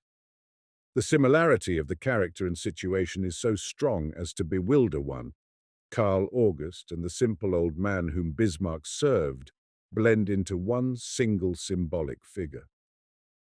In the year 1825, he of Saxe-Weimar celebrated the 50th jubilee of his reign, which was at the same time the 50th year of Goethe's residence in Weimar. On this day, Goethe calls himself his master's most enraptured servant. He is the first with his congratulations at 6 o'clock at the Roman villa in the park. The emotion is great and genuine. Together to our latest breath. We see the venerable Wilhelm going to meet Bismarck on the landing with just such another embrace, while a fugitive red mounts in the cheeks of Roderick von Posa, who turns away with the words, "I cannot be a courtier." I confessed in the beginning my tendency to make a matter of intrinsic value out of the matter of size. The greatest German poet must also be the most German one. That is an association more immediate and inevitable than even the causal. It is temporal. It is simply the future tense. And it was sanctioned by a source which will be universally accepted as authoritative. It was Father Johann who, motu proprio, in the year 1810 declared that Goethe was the most German of poets, quite unperturbed by the fact that Goethe behaved at all times as distantly and unsympathetically toward Deutsche Bruderschaften as Tolstoy toward Slavic. And then, in 1813, when he had very nearly succeeded in bringing himself into bad odor as a man without a country, Barnhagen von Ense cried out, "Goethe not a patriotic German. All the freedom of Germania early found a home in his breast, there to become, to our never sufficiently to be acknowledged advantage, the pattern, the example, and the root of our culture. In the shade of this tree we all live and move. Never did roots thrust firmer and deeper into the soul of our fatherland. Never did shoots more lustily suck strength from its breast. That our youth feel pride in their arms, loftiness in their spirits, hath more reference to him than to many another who may lay claim to great activity therein." Good, fine, powerful words. They proceed from the truth that in national matters very little depends on what a man says or the opinions he holds. On what he does, on the other hand, everything. When a man has written Goetz, Faust, Wilhelm Meister, the Sprüche in Reimen, and Hermann und Dorothea, a poem which Schlegel honored with the epithet Vaterländisch, he can indulge in a bit of cosmopolitan irresponsibility, just as the great writer of Russia could indulge in the rationalizing Christian pacifism of his latter period. The national is so much second nature that one may address oneself to the mind without running the risk of literary unrealism, and as nature Goethe always felt the national, we see it among others in the famous remark to Eckermann, "National hatred is a queer thing after all. You will always find it keenest and most violent in the lowest stages of culture. But there is a stage where it quite disappears, and one stands in a way above the nations and feels the well or ill-being of a neighboring people as though it were one's own. This stage was conformable to my nature, and I had confirmed myself in it long before I reached my 60th year. Spiritual regeneration. This summons to achieve the spirit is the sentimental imperative of the favorites of nature, just as that of the sons of spirit is the summons to achieve the form. And they respond to it with more or less of aptitude. Tolstoy's self-imposed task of shaking off the natural man was but spiritualizing the savage, yet a touching and honorable sight, even alongside of Goethe's majestic culture. The main thing is that nothing should come too easy. Effortless nature, that is crude. Effortless spirit is without root or substance. A lofty encounter of nature and spirit as they mutually yearn toward each other, that is man. Gorky says of Tolstoy a quite extraordinary and startling thing. He suggests the possibility that Tolstoy, despite the strength of his reason, sometimes hoped, or at least the thought occurred to him, that possibly nature would make an exception and grant him physical immortality. The whole broad earth looks toward him, from China, from India, from America, from everywhere stretch hither living, vibrating threads. His soul is for all and for always. Why should not nature break her law and grant one man physical immortality? Why not?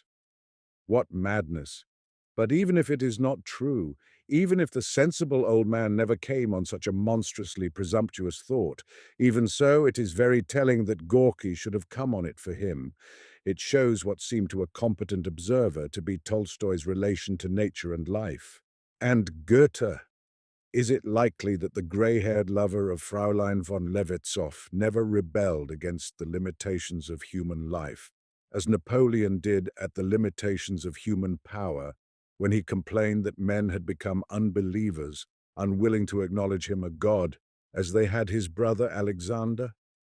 Shall we imagine him utterly incapable of the thought which Gorky ascribes to the old Tolstoy, that nature might conceivably hesitate to destroy him, her darling son, as she did all ordinary humankind.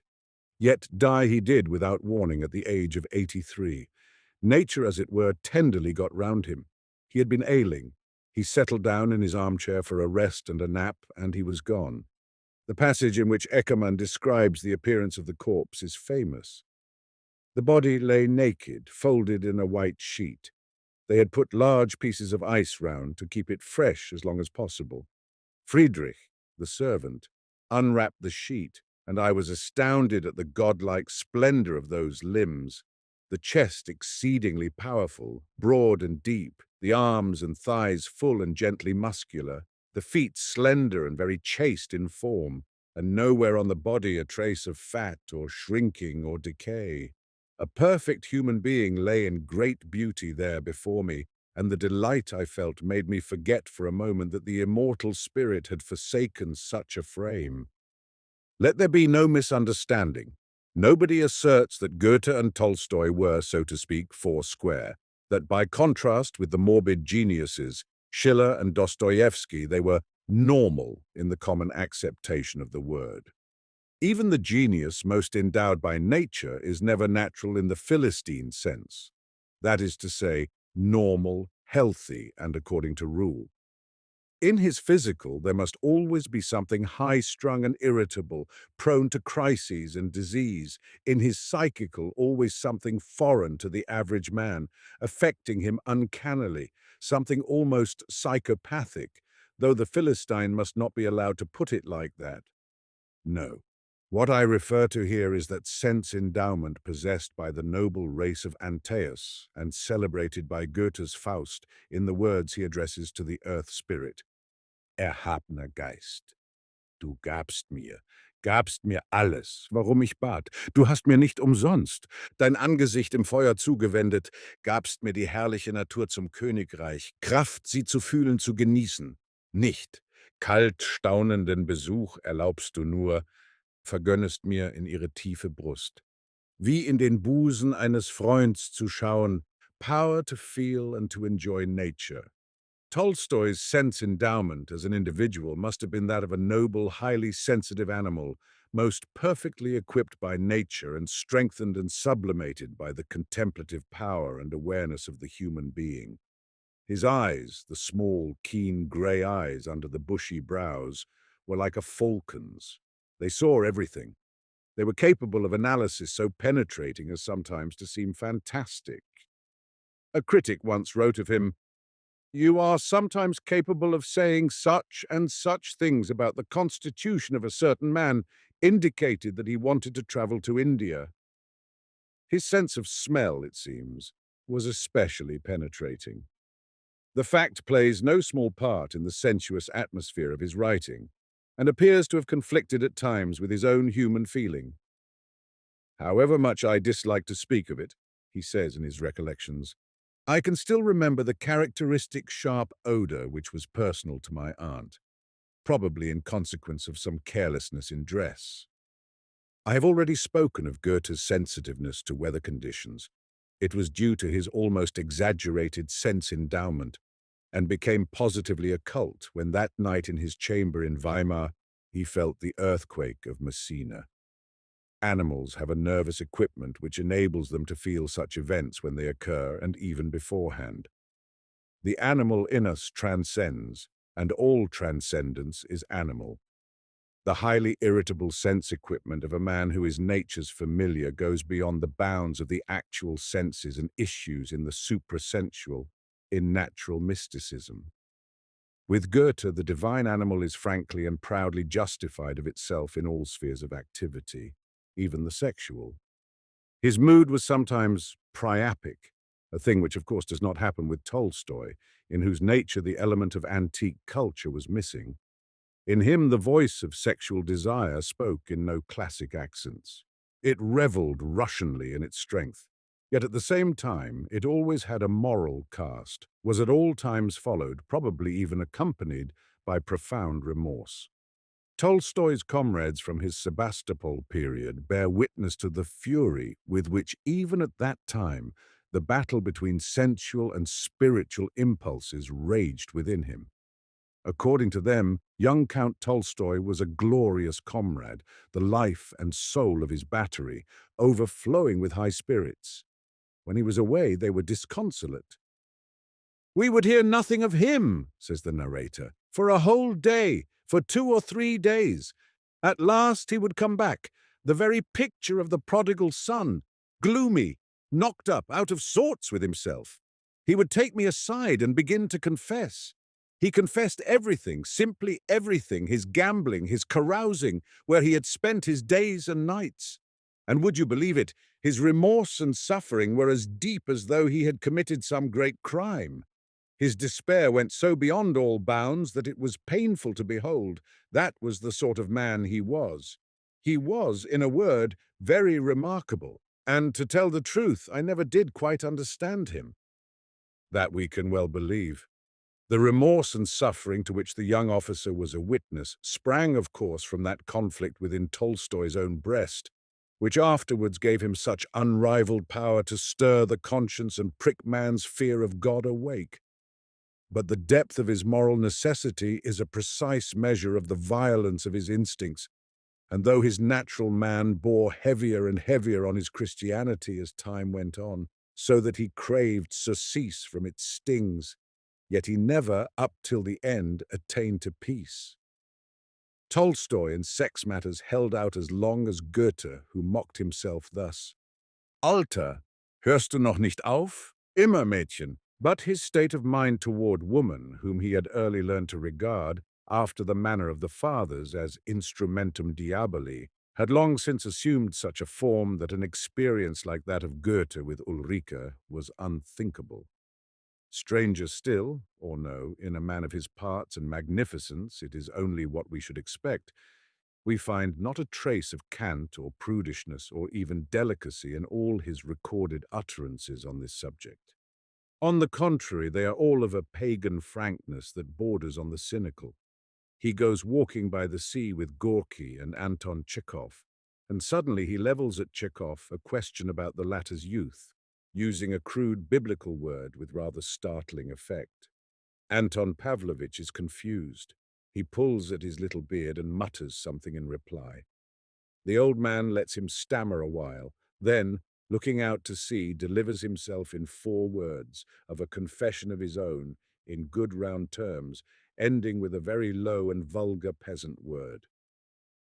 "When they come from his rugged lips," says Gorky, "words like that lose their barrack-room flavor and sound quite simple and natural."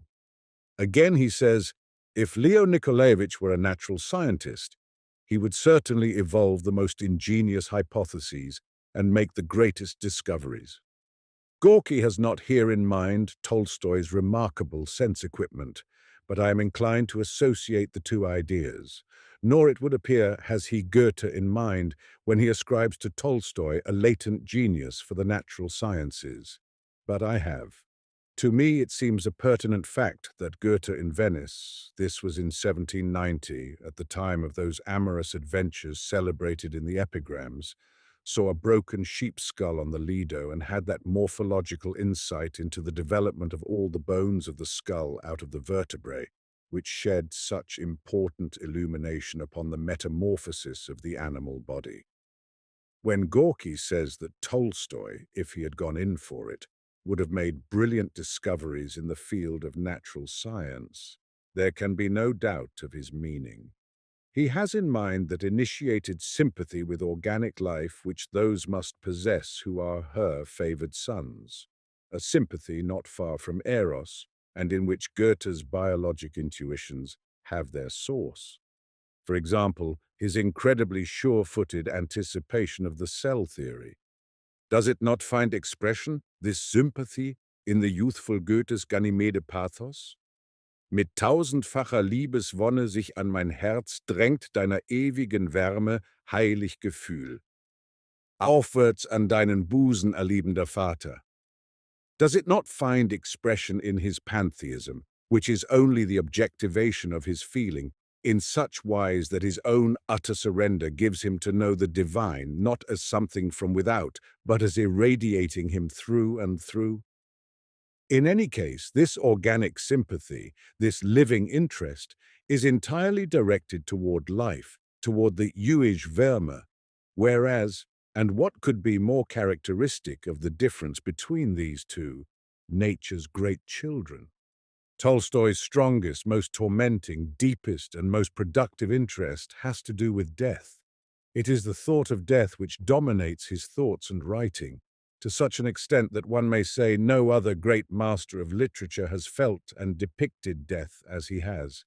Felt it with such frightful penetration, depicted it so insatiably often. Tolstoy's poetic genius for questioning death is the pendant to Goethe's intuition in the field of natural science, and sympathy with the organic is at the bottom of both. Death is a very sensual, very physical business, and it would be hard to say whether Tolstoy was so interested in death because he was so much and so sensually interested in the body and in nature as the life of the body, or whether it was the other way about. In any case, in his fixation with death, love comes into play too. For the fear of death, this source of Tolstoy's poetry and his feeling for religion, is fear of the love of nature. It is the negative, naturalistic other side of Goethe's Ganymede impulse. Du führst, says Goethe Faust to the earth spirit, du führst die Reihe der Lebendigen. Vor mir vorbei und lehrst mich meine Brüder, im stillen Busch, in Luft und Wasser kennen. My brothers. We know that it was Goethe who took in all seriousness the idea of man's close relation to the beast, and that before science had got far enough on to do so, his possession by this thought, this profound and true intuition, shows us the child of nature in all his sympathy with the organic. Schiller's humanity, his conception of man, which was at bottom emancipatory, haughtily inimical to nature, would have found little pleasure in such a conception. And one does not discover ideas to which one is unsympathetic, that is to say, ideally unsympathetic. There is not such a thing as an assumptionless science. Scientific discoveries are always the result of an ideal assumption. The medieval statement, credo ut intelligam, is eternally right. Belief is the organ of knowledge, and without the preconceived, previsioned idea of a unified plan on which is based the development of the higher vertebrate world, including man, in the plant world, the conception of the primitive plant, Goethe never would have found the os intermaxillare in man.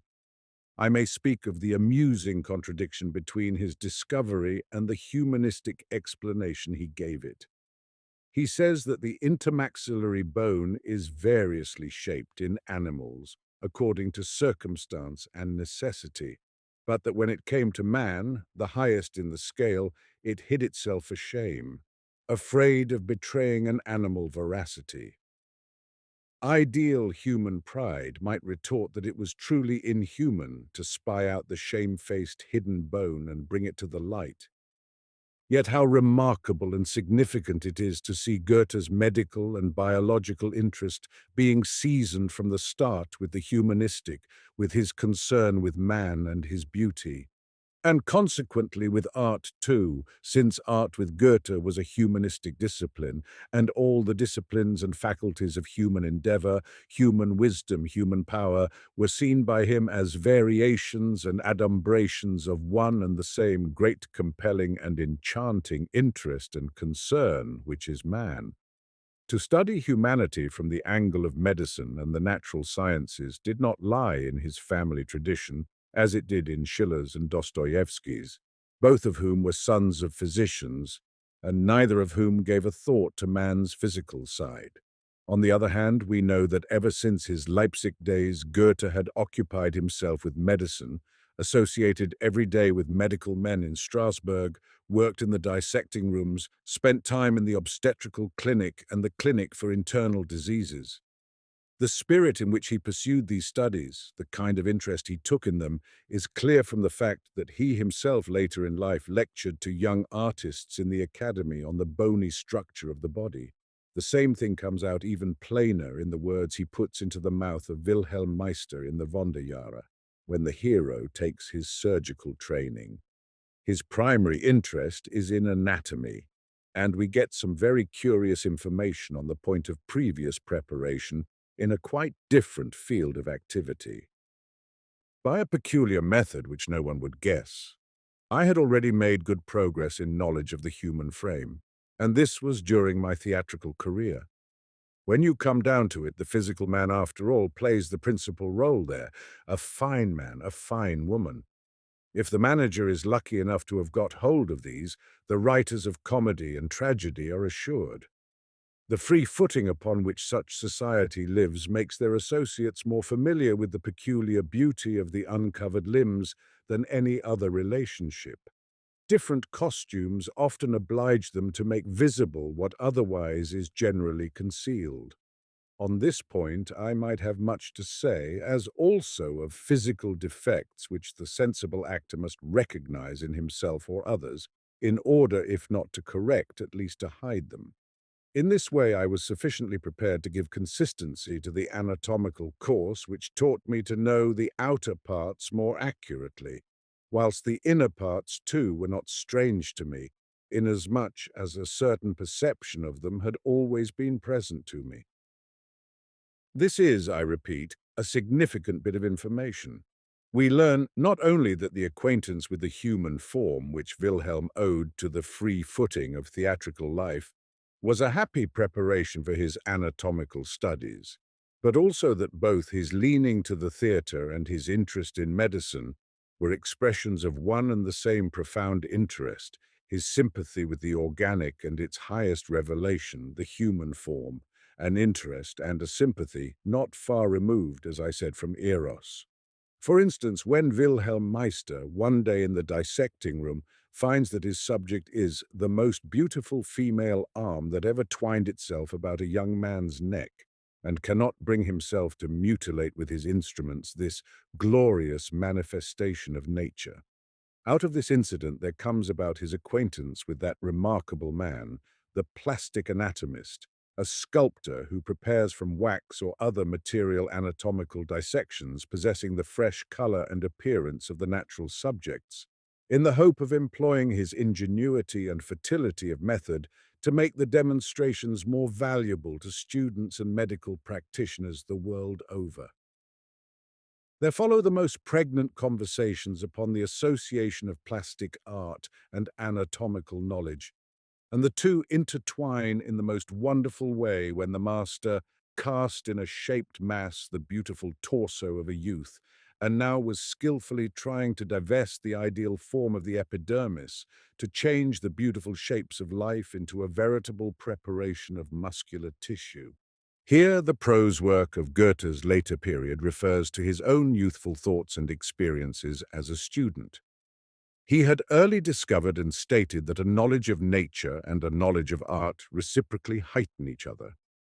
As I observe nature, he wrote from Rome, so I now observe art and win what I have so long striven after, a perfect conception of the highest that has been accomplished by man, and my soul gets formed more on this side and looks into a freer field. Architecture and sculpture and painting are to me now like mineralogy, botany and zoology, he says in a letter to Herder. And again, we can finally rival nature by the use of art only when we have learned from her, at least to some extent, the way she proceeds in the formation of her works. The human form cannot be comprehended merely by looking at the surface of it. One must lay bare its inwardness, disjoin its parts, observe the connection between them, note the dissimilarities, be instructed in the action and counteraction, print upon one's mind the hidden and dormant and basic features of a phenomenon, if one wants really to see and imitate it as it moves, a beautiful, indivisible whole in living waves before our eyes. These are Goethe's words, and who could doubt their truth? Who would deny that it advantages the artist to have knowledge of something beneath the skin so that he can paint what is not seen as well as what is? In other words, if he stand to nature in another relation besides the lyrical, if, for example, he is a physician on the side, a physiologist, an anatomist, and quietly knows what he knows about the dessous as well. The envelope of a human body consists not only of the mucous membrane and cornea of the epidermis, But underneath one has to imagine the corium with its oil and sweat glands, blood vessels and tubercles, and under that again the adipose tissue, the upholstery that lends the form its charm. But what the artist knows and thinks tells too. It flows into his hand and has its effect. It is not there and yet somehow it is, and just this it is that gives perspicuousness. Art, I repeat, is only one humanistic discipline among others. All of them philosophy, jurisprudence, medicine, theology, even the natural sciences and technology as well, are only variations and subspecies of one and the same high and interesting theme, toward which we can never take up a sufficiently varied and many-sided attitude, for it is man, and the human form is the summary of them all. It is, to speak with Goethe, the non plus ultra of all human knowledge and activity, the alpha and omega of all things known unto us. Autobiography and education. The two conceptions meet again when we envisage this idea of the human form, this loftiest expression of our sympathy with the organic. Yes, in view of this idea, so genuinely creative, the two conceptions flow into one humane whole. The pedagogic element resides consciously or unconsciously, and if unconsciously, so much the better, in the autobiographic. It follows from it, it grows out of it. Goethe somewhere calls Wilhelm Meister his beloved likeness, sein geliebtes Ebenbild. In what sense does a man love his own likeness? Unless he suffer from hopeless self-complacency, should not the sight of it make him aware of his own shortcomings? Yes, of course it should. And this very awareness of a need of improvement and completion, this consciousness of his own ego as a task, a moral, aesthetic, cultural obligation, becomes objective in the hero of the autobiographical novel, the epic of education. To this personage, the creative ego acts as guide, philosopher, and friend, at once identical and superior, to an extent that makes Goethe once refer to his Wilhelm as a poor dog. The phrase bespeaks a parental tenderness, not only toward the poor fellow in his Dunklen Grange whom he created in his own image, but also toward himself. And thus, at the very heart of the autobiographic pathos, there takes place the turn for the pedagogic. And this process of objectivation goes on in Wilhelm Meister through the introduction of the Society of the Term, which takes in hand his destiny and human development and leads him in mysterious ways. More and more plainly in the Lehrjahre does the original idea of a personally conducted adventure in self-improvement tend toward the pedagogic, until in the travels it issues entirely in the social, yes, even in the political. At the end of the Faust there is an unmistakable flashing up in poetry of the same vision of the union of self and society in the educational process. For the enlightened, who on earth immer strebend sich bemüht, is received on high by the youthful saved, who sing, Wir wurden früh entfernt, von Lebig hören, doch dieser hat gelernt, wird uns lehren. Nobody has ever loved his own ego. Nobody was ever egocentric, in the sense of conceiving of his own ego as a cultural task and toiling early and late in pursuance of it, without reaping, almost as though by accident, educational influence in the outer world and the joy and dignity of a leader and former of youth. The harvest never comes save at the height of life, and the moment of his realization of it is the sublime moment in the life of the productive human being. He never foresees or even suspects the moment beforehand. The autobiographical poor dog, with his mind from his youth up, wholly on the difficulties of ploughing his own furrow, or, in the religious phrase, on the saving and justification of his own soul, will not have imagined he can teach anything to improve or to convert men.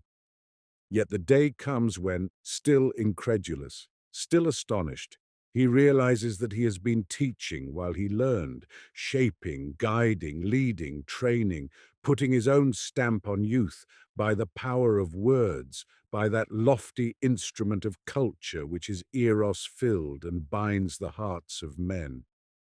And from the day of his realization, this knowledge possesses his whole life with a certainty, a creative bliss which leaves far behind it all ordinary human joys of love and fatherhood. just as the life of the mind is wont to exceed all personal and sensual things in value, beauty, and splendor. I am reading Goethe. My mind teems, Tolstoy wrote in his journal at the beginning of the 60s. He was then a man of some 30 years and had not long returned to Russia and begun his work as a preaching and practicing pedagogue. What was he reading? Was it contact with German idealism and humanism that made his mind so to teem? It was an alien sphere to him. For in Tolstoy, otherwise than in Goethe, the origin of the pedagogic impulse was immediately social and ethical.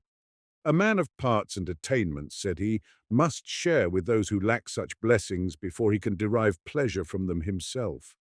The motive seems a poor one to me, rationalizing and humanitarian, like all the conscious thought of the great artist just then.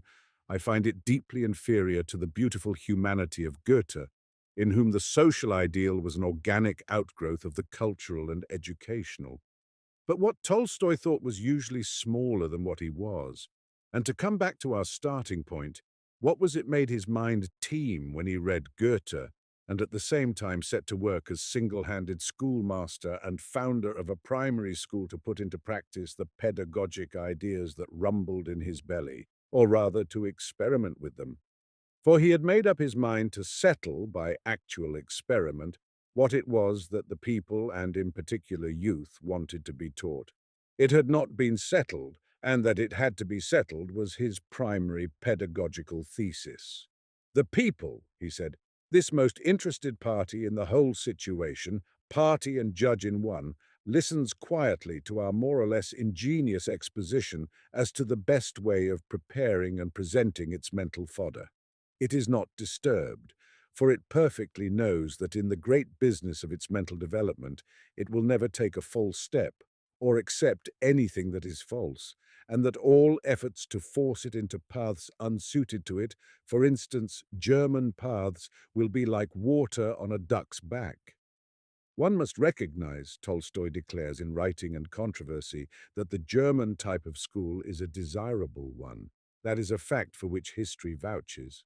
But even so, one may as a Russian hesitate to enter the lists in favor of a primary school which does not yet exist there. What historical argument can be brought for the assertion that Russian schools must be like those in the rest of Europe? The people, he says, need education, and every human being seeks it unconsciously.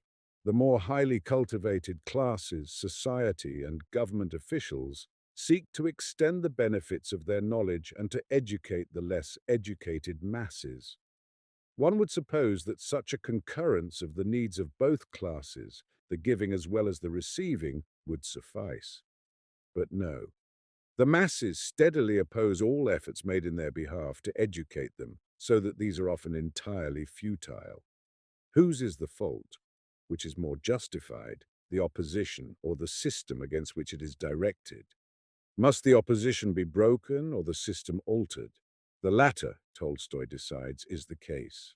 Shall we not, he asks, confess honorably and openly that we cannot know what the needs of the coming generations will be, but that we feel nonetheless bound to investigate, that we will not charge the masses with ignorance because they will not accept our education, but rather accuse ourselves of both ignorance and arrogance if we go on trying to educate them on our own lines? Let us at last cease to see hostility in the resistance of the people to our system, and find in it the expression of the people's will, which alone should guide us. Let us at last accept the fact, so clearly evinced by the whole history of pedagogics, that if the educating class are to know what is good and what bad, the class to be educated must have full power to register dissatisfaction and opportunity to reject a system which they instinctively find unsatisfying. That, in short, freedom is the sole criterion of educational methods.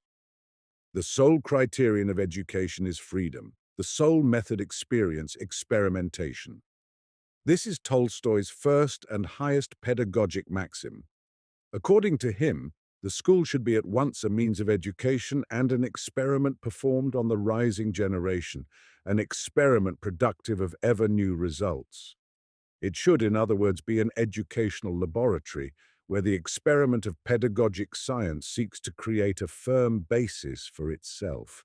To do this, it is necessary that it function under circumstances that ensure the value of its results, that is, in freedom. The school as it is, Tolstoy declares, enfeebles the children by distorting their mental faculties.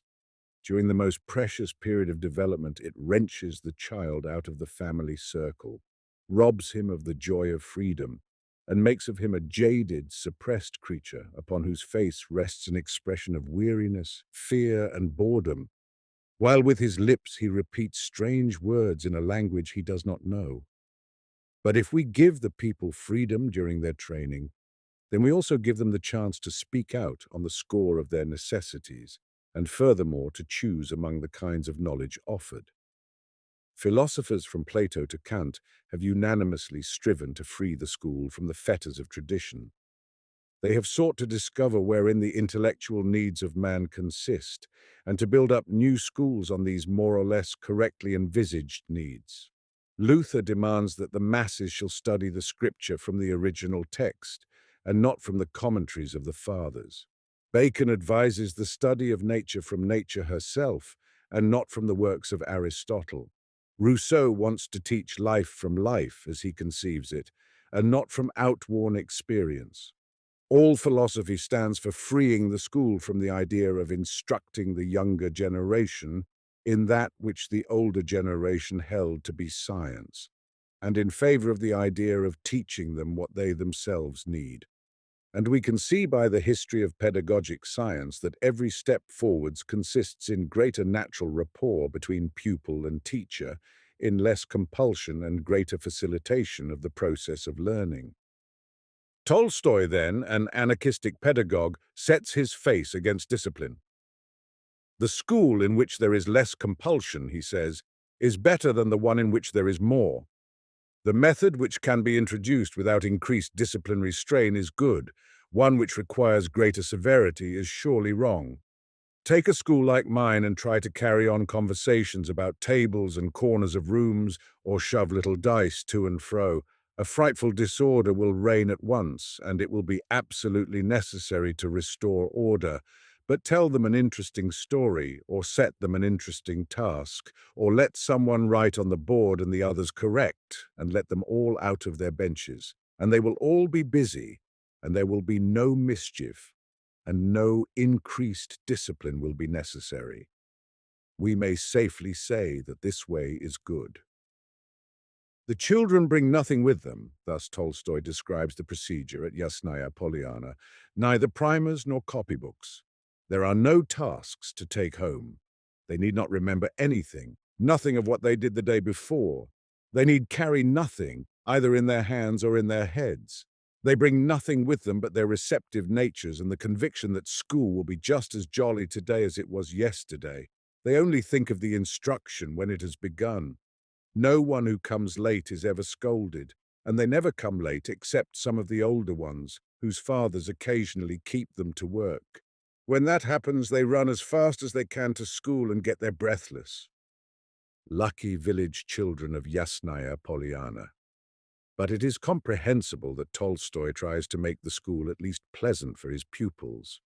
His faith in its educational value is weak, and he makes in the end no secret of his conviction, which he declares he derived from personal observation in the schools of Paris, Marseille, and other cities of Western Europe, that the greater part of popular education is gained not from school but from life, and that free public instruction by means of lectures, clubs, books, exhibitions, and so on remains far superior to any teaching in schools.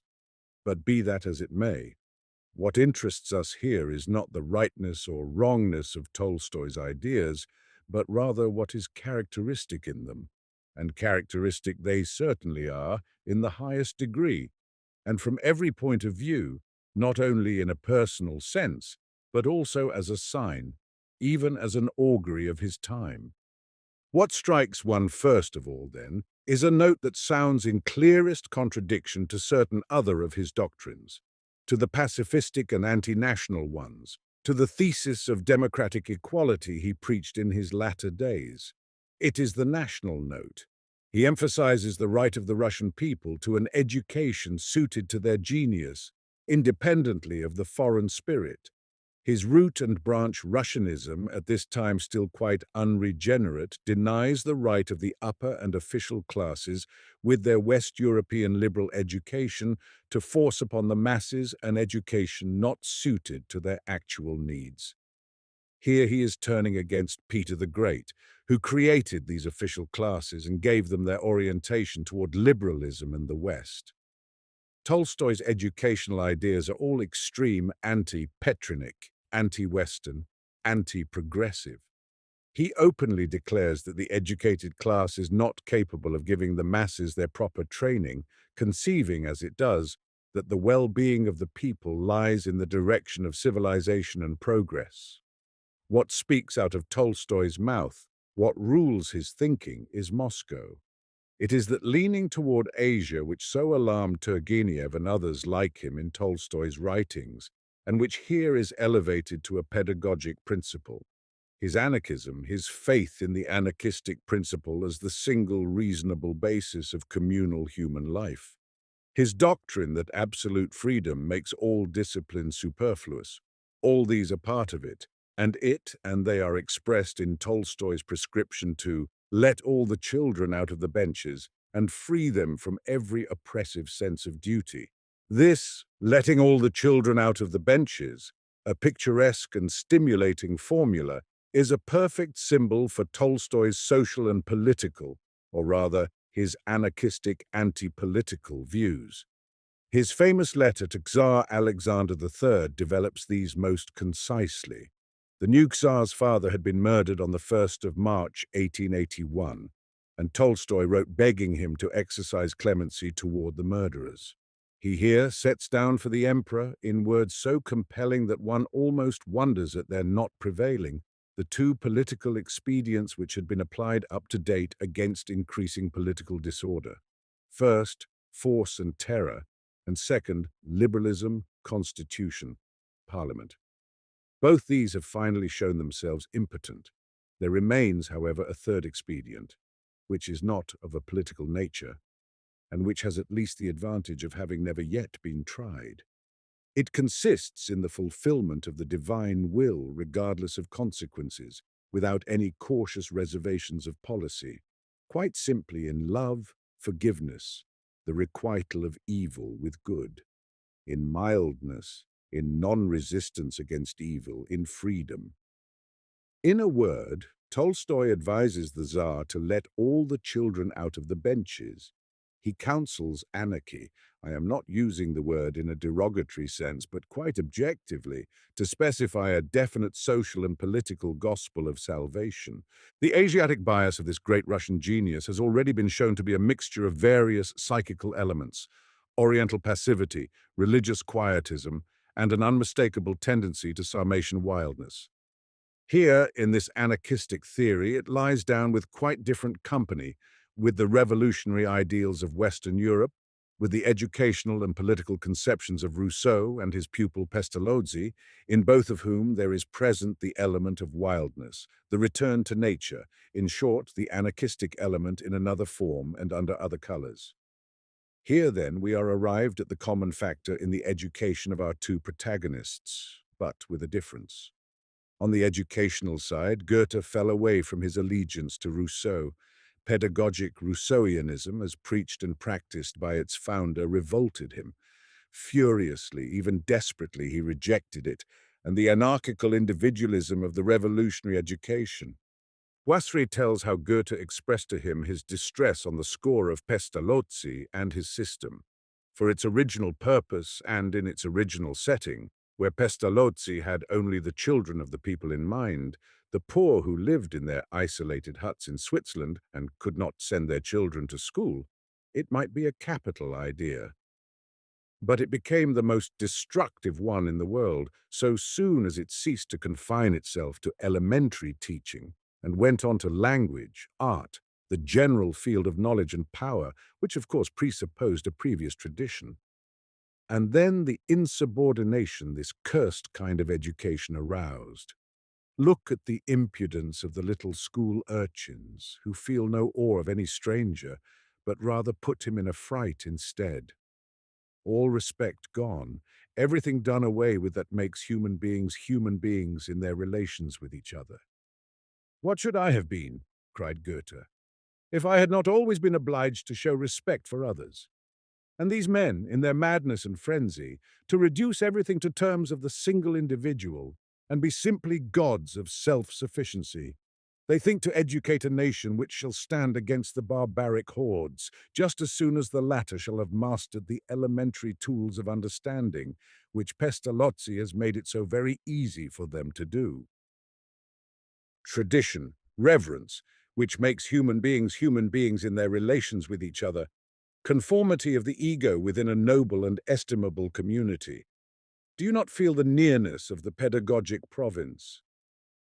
Let me recall a moment that dreams so wise and splendid, at once austere and blithe, in which can be traced much of the humanism of the 18th century, much of the spirit of the Zauberflöte, of Sarastro and the moving toward good with one's hand in a friend's, and which at the same time contains so much that is new and bold, and, humanly speaking, advanced that it cannot be called less revolutionary than Tolstoy's educational ideas. Only, of course, the anarchistic flavor is utterly lacking, while its conception of humanity and human dignity, culture and civilization is so consonant with solemn regulation and gradation, with such a pronounced sense of reverence of traditions, symbols, mysteries, and rhythm, with such a symmetrical, almost choreographic restraint in its freedom, that I may be permitted to call it statesmanlike in the best and finest sense, by way of pointing the contrast to Tolstoy's letting the children out of the benches. However, the boys and youths of Goethe's dream province do not sit glued to their benches either. At least we do not see them thus. The basis of their education is quite in the Pestalozzian style. It is husbandry, and their training goes forward in the open air, work and play constantly accompanied by singing. We are told quite explicitly what its essence is. Wise men lead the boys to find out themselves what is fitted for them, and shorten the byways into which man will often too readily turn aside. Every well-marked bent to a pursuit is fostered and cultivated, for to know and practice one thing rightly gives higher culture than halfway performance of 100 things. But if the education is thus adapted to the individual, it is not thereby in the very least individualistic, so little in fact that respect for convention is insisted upon and regarded as a conspicuous characteristic of genius. For genius understands that art is called art just because it is not nature, and easily accommodates itself to paying respect to the conventions, in the view that they represent an agreement arrived at by the superior elements of society, whereby the essential and indispensable is regarded as the best. That is hostility toward the voluntary, with a vengeance, and the head is at pains to define and interpret it by a musical parallel. Would a musician, he asks, let a pupil make a wild attack on the keyboard or invent intervals to please himself? No, the striking thing is that nothing is left to the choice of the learner. The element in which he is to work is fixed. The tool he must use put into his hand. Even the way he shall use it is prescribed. I mean the change of fingers, in order that one get out of the other's way and make the path plain for its successor, until by dint of this regulated cooperation, and thus alone, the impossible at last becomes the possible. It is not by chance, I insist, that the heads of the province draw their parallel from the field of music. Is she not truly the most spirited symbol for that regulated cooperation of manifold elements toward an end and goal which is culturally noble and worthy of humanity? In the pedagogic province, song presides over all the activities. Everything else is linked with it and communicated by it. The simplest pleasures as well as the simplest tasks are animated and impressed by song. Yes, even our instruction in morals and religion is communicated in this wise. Even the elements of knowledge, reading, writing, reckoning are derived from song, note writing, and putting text beneath, and from observing the basic measures and notation. In short, as agriculture is the natural, so music is the spiritual element of education, for from it level paths run out in all directions. Another great German and shaper of German destiny comes to mind here. Luther's view of music as an instrument of education was very like Goethe's. Musicum, he says, I have always loved. One should accustom youth to this art, for it makes fine, capable people. A schoolmaster who cannot sing, I will not look at. And in the schools under his influence there was almost as much singing as in the pedagogic province, whereas no one would know whether they sang in Tolstoy's school or not. To the wanderer through the pedagogic province, it seems as though none of its inhabitants did anything of his own power, but as though a mysterious spirit animated them through and through, leading them on toward one single great goal. This spirit is the spirit of music, of culture, of regulated cooperation, whereby alone at length the impossible, that is to say, the state as work of art, becomes possible. It is a spirit remote from and hostile to all barbarism. One would like to be allowed to call it a German spirit. The salutation in 3 degrees, whose meaning, the threefold reverence, is kept secret from the boys themselves, because mystery and respect for the mysterious is a moral and civilizing influence. The insistence upon modesty and decorum, the lining up and standing at attention of the young human being in face of the world and his honorable comradeship with his kind, the enhancing of his own honor through the honors he renders, all this militarism so highly imbued with the spirit and with art, how far it is from the rational radicalism of Tolstoy's Christianity with its heart of wildness. Is it any way credible that in essentials a remarkable likeness subsists between the educational conceptions of our two geniuses?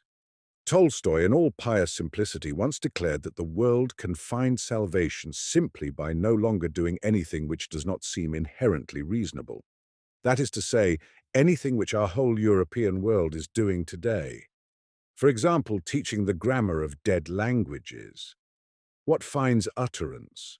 What bursts forth in this polemic against the study of ancient tongues is the revolt of the Russian people against humanistic civilization itself.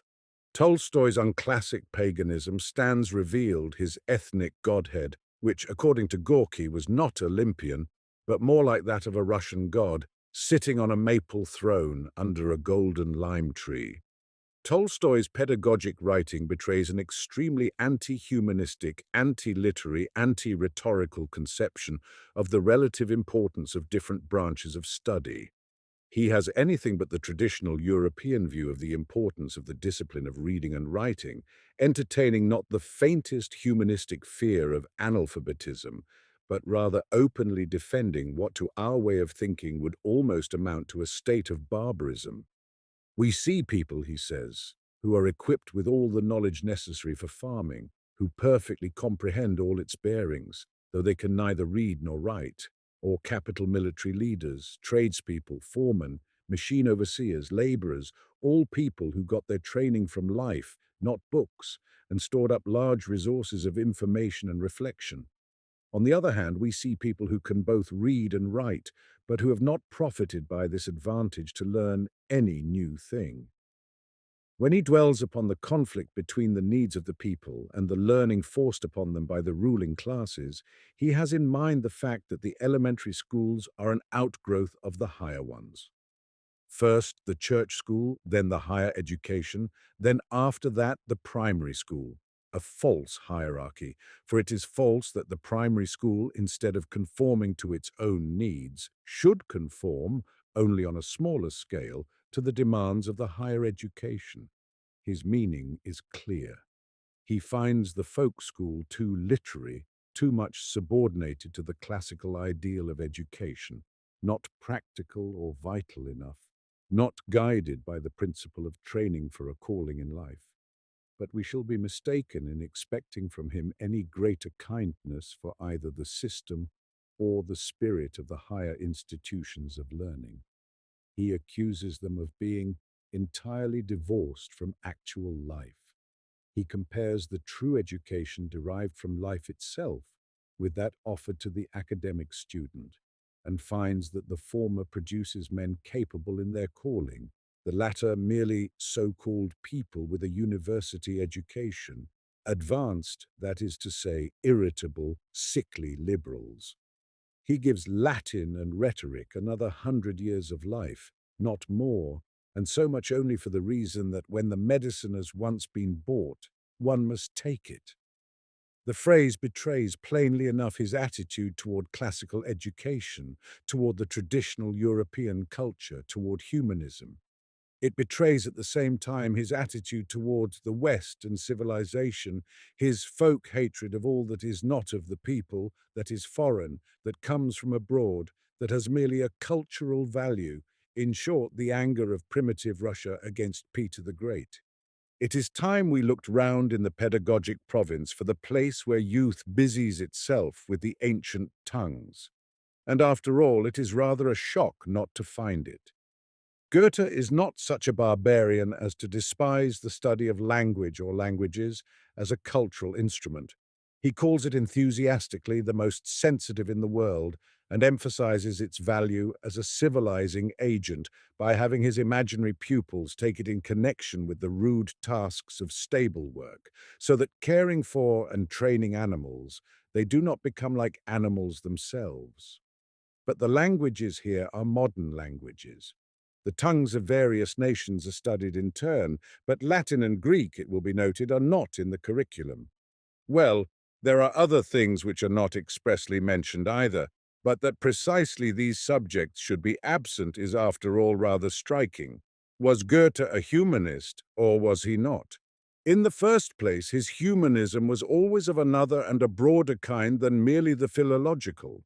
And in the second place, the impress of a certain high austerity lies upon all the regulations of the pedagogic province, despite the Parnassian blitheness that reigned there.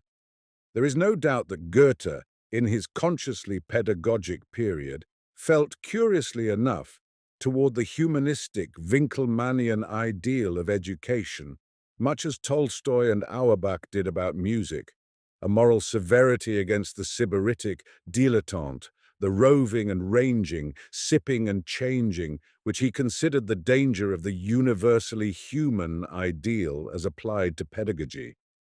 He considered this danger more threatening than the peril of specialization and its consequent narrowness and impoverishment, the horrors of which we later comers, to be sure, have learned to know.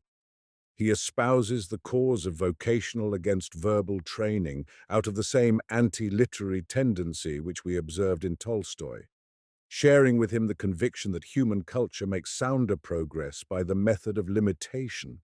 He is radical enough to use the Wanderjahre as a mouthpiece through which to shout "Narren Possen, stuff and nonsense" at the universally human educational ideal and all its works.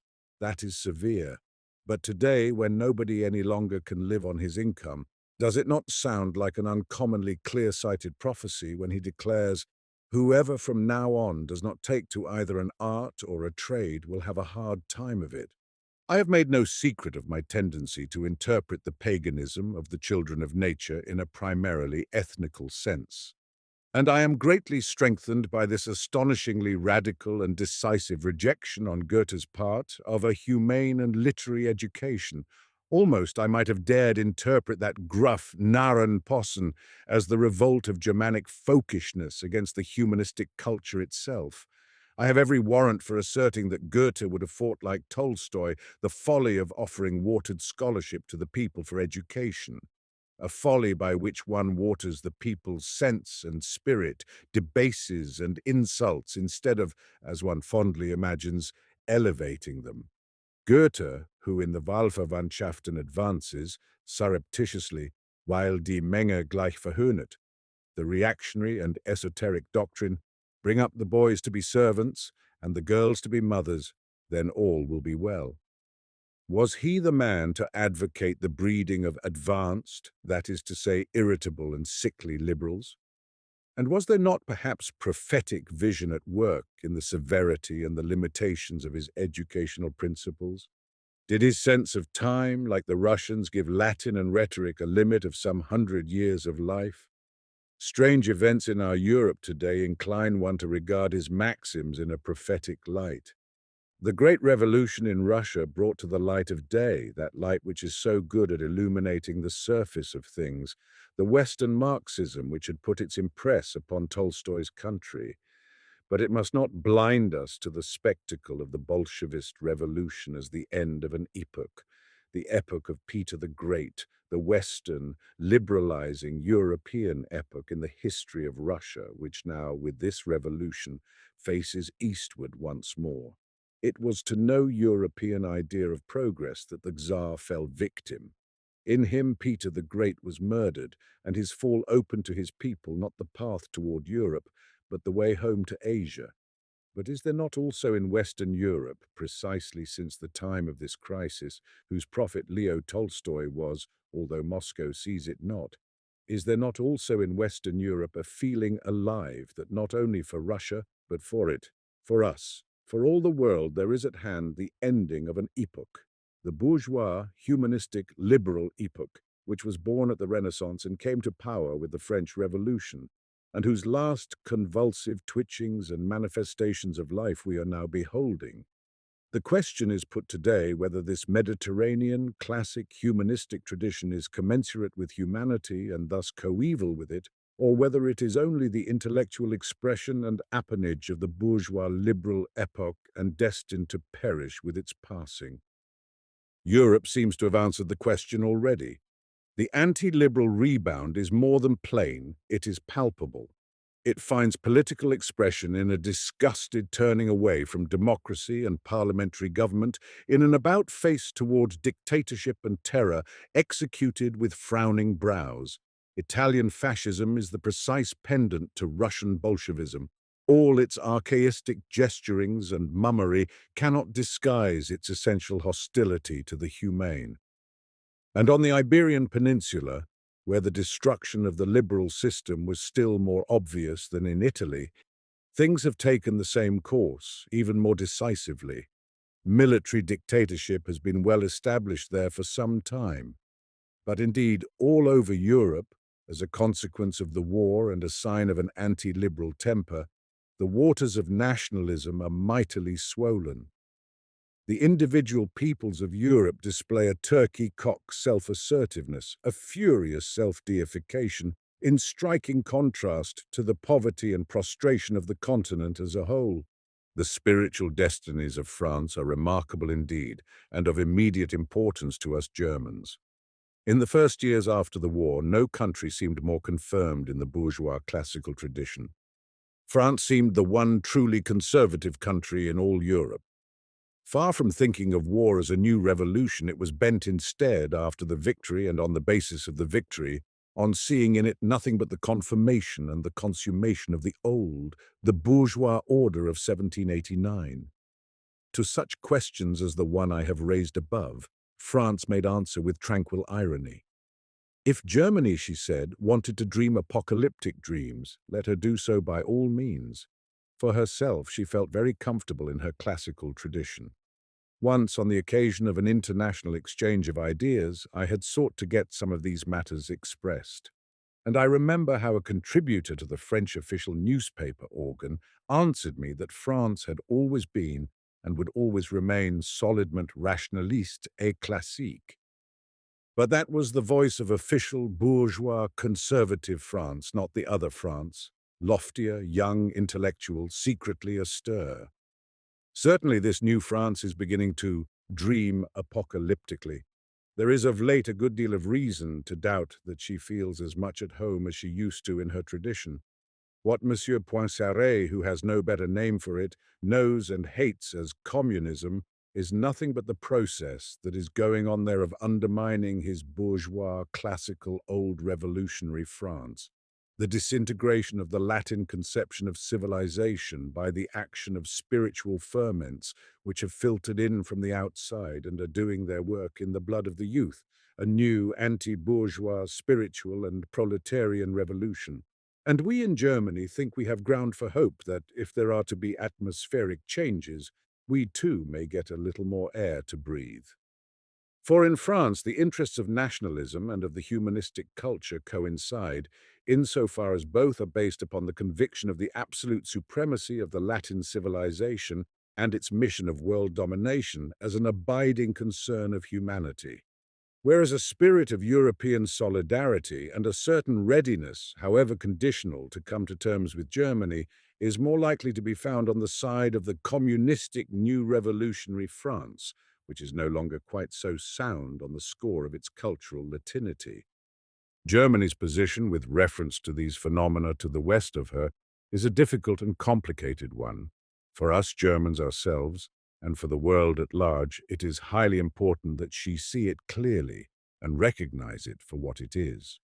For in Germany too there exist the two camps, a humanistic and a communistic, from which it follows that two peoples may behave the same, culturally speaking, and reach quite different results, and that there are circumstances under which the pursuance of the same spiritual tendency may be the worst possible method of arriving at political rapprochement.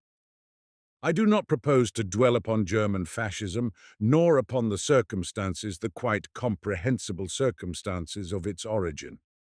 It is enough to say that it is a racial religion, with antipathy not only for international Judaism, but also quite expressly for Christianity as a humane influence. Nor do its priests behave more friendly toward the humanism of our classical literature. It is a pagan folk religion, a Wotan cult. It is, to be invidious, and I mean to be invidious, romantic barbarism. It is only consistent in the cultural and educational sphere, where it seeks to check the stream of classical education to the advantage of the primitive German heritage. And it does not or it will not see what an unhappy pendant it thus furnishes to the anti-Latinism of modern-minded France, and how very much it plays into the hands of Monsieur Poincaré, the communist hater. To profess paganism in Germany today, to worship Odin and hold feasts of the solstice, to conduct oneself like a folk barbarian, is to prove those French patriots in the right who would like to erect on the Rhine the breastwork of Occidental civilization. It is asininely to compromise the position of those Frenchmen who do not make such fine distinctions between Latinity and barbarism, and who are interested in peace, understanding, compromise, and a gentleman's agreement with Germany. This is what I meant when I said that to pursue the same spiritual tendency may be the most wrong-headed of all possible ways for two nations to arrive at a rapprochement.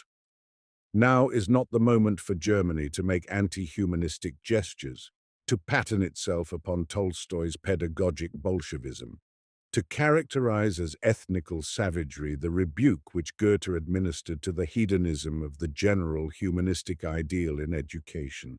No, on the contrary, it is the time for us to lay all possible stress upon our great humane inheritance and to cultivate it with all the means at our command, not only for its own sake, but in order to put visibly in the wrong the claims of Latin civilization, and in particular our socialism, which has all too long allowed its spiritual life to languish in the shallows of a crude economic materialism, has no greater need than to find access to that loftier Germany which has always sought with its spirit the land of the Greeks.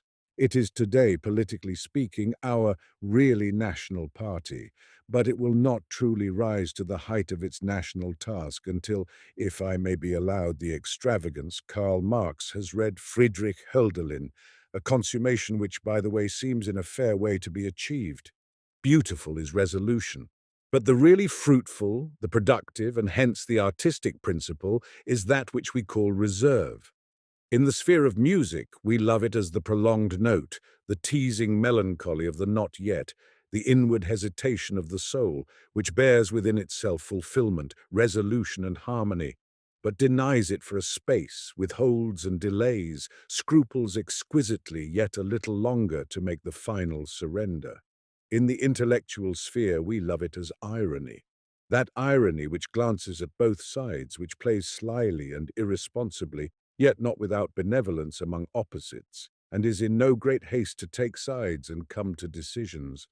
guided as it is by the surmise that in great matters, in matters of humanity, every decision may prove premature, that the real goal to reach is not decision, but harmony, accord. And harmony, in a matter of eternal contraries, may lie in infinity. Yet that playful reserve called irony carries it within itself, as the sustained note carries the resolution. In the foregoing pages I have tried it, this infinite irony, and my readers may judge upon which extreme it more enjoyed playing, at which side of the eternal contradiction it took keener aim, and draw their conclusions accordingly, only not too far-reaching ones. Irony is the pathos of the middle, its moral too, its ethos. I said that it is not, in general, the German way to be hasty in deciding the aristocratic problem. If I may in this phrase sum up the whole complex of contrasted values dealt with in the present essay. We are a people of the middle, a world bourgeoisie. There is a fittingness in our geographical position and in our mores. I have been told that in Hebrew the words for knowing and insight have the same stem as the word for between. That German writer who has most urgently pondered upon the problem of aristocracy was, philologically speaking, greatly daring when he invented a derivation for the name of the German people, from Teusche Volk, that is Teusche Volk. But for all that, the idea is full of esprit. A people that settles in the bourgeois world middle must needs be the Täuschende, the elusive folk, the race that practices a sly and ironic reserve toward both sides, that moves between extremes easily with non-committal benevolence, with the morality, no, the simplicity of that elusive betweenness of theirs, their faith in knowledge and insight, in cosmopolitan culture. Fruitful difficulty of the middle, thou art freedom and reserve in one. Let them tell us, as they have told us, that this free-handed policy of ours brings us, in actual practice, to grief. But this practice is doubtful, this disaster even more so. More than probably it came upon us for our own best good. More than probably we were more profoundly striving to bring it about than man ever strives to encompass his happiness. Again, humility in the face of failure is no more noble than humility in the face of success, and nothing but defeatism could shake our faith in the rightness and sanctity of this spiritual attitude of ours, whose end and aim is justified, not as a craving for freedom or as ironic reserve, but as a final synthesis and harmony, the pure idea of man himself.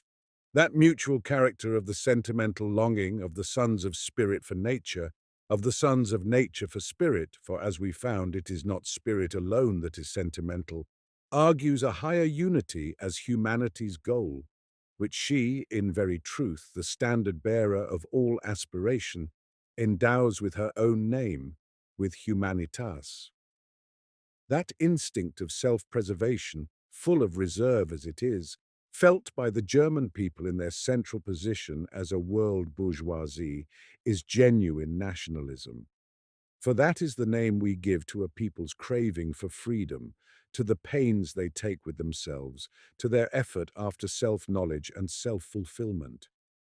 So too the artist is loyally and devotedly convinced that his only thought is to wrest his own work and his very own dream out of the block of stone, and yet in some solemn and moving hour may learn that the spirit which possessed him had a purer source, that from the stone he carved there is emerging a loftier image than he knew. Folk and humanity. It was a seer out of the East, one of those who, like Goethe, Nietzsche, and Whitman, have looked long into the slowly mounting dawn of a new piety. It was Dmitri Merezhkovsky who has said that the animal contains the beast man and the beast god. The essence of the beast god is as yet scarcely comprehended by man, though it is only the union of the beast god with the beast man which will someday bring about the redemption of the race of mankind. This someday, this idea of a redemption, which is no longer Christian and yet not pagan either, carries in itself the solution of the problem of aristocracy, as well as justifying, yes, sanctifying, all ironic reserve on the subject of ultimate values. We have treated with some assurance of great natures, great creative artists, children of God, in whom the beast god was strong, as also their sense of self, their feeling for repose, for woman, for the people. We have enjoyed the wit of those world spirits who tempered and humanized their confessed egotism with a strain of the didactic impulse. More hesitantly, we have trenched upon the God-man sphere of those others, their emotional opposites, the men of deeds, the sons of spirit, the saintly and sickly. The true saying of that Russian that the essence of the beast god is as yet scarcely apprehended by man might strengthen our faith in the ironic doctrine that there is more of grace among those who at bottom can love nobody but themselves. But well, we know that there is no deciding the question which of these two lofty types is called to contribute more and better to the highly cherished idea of a perfected humanity.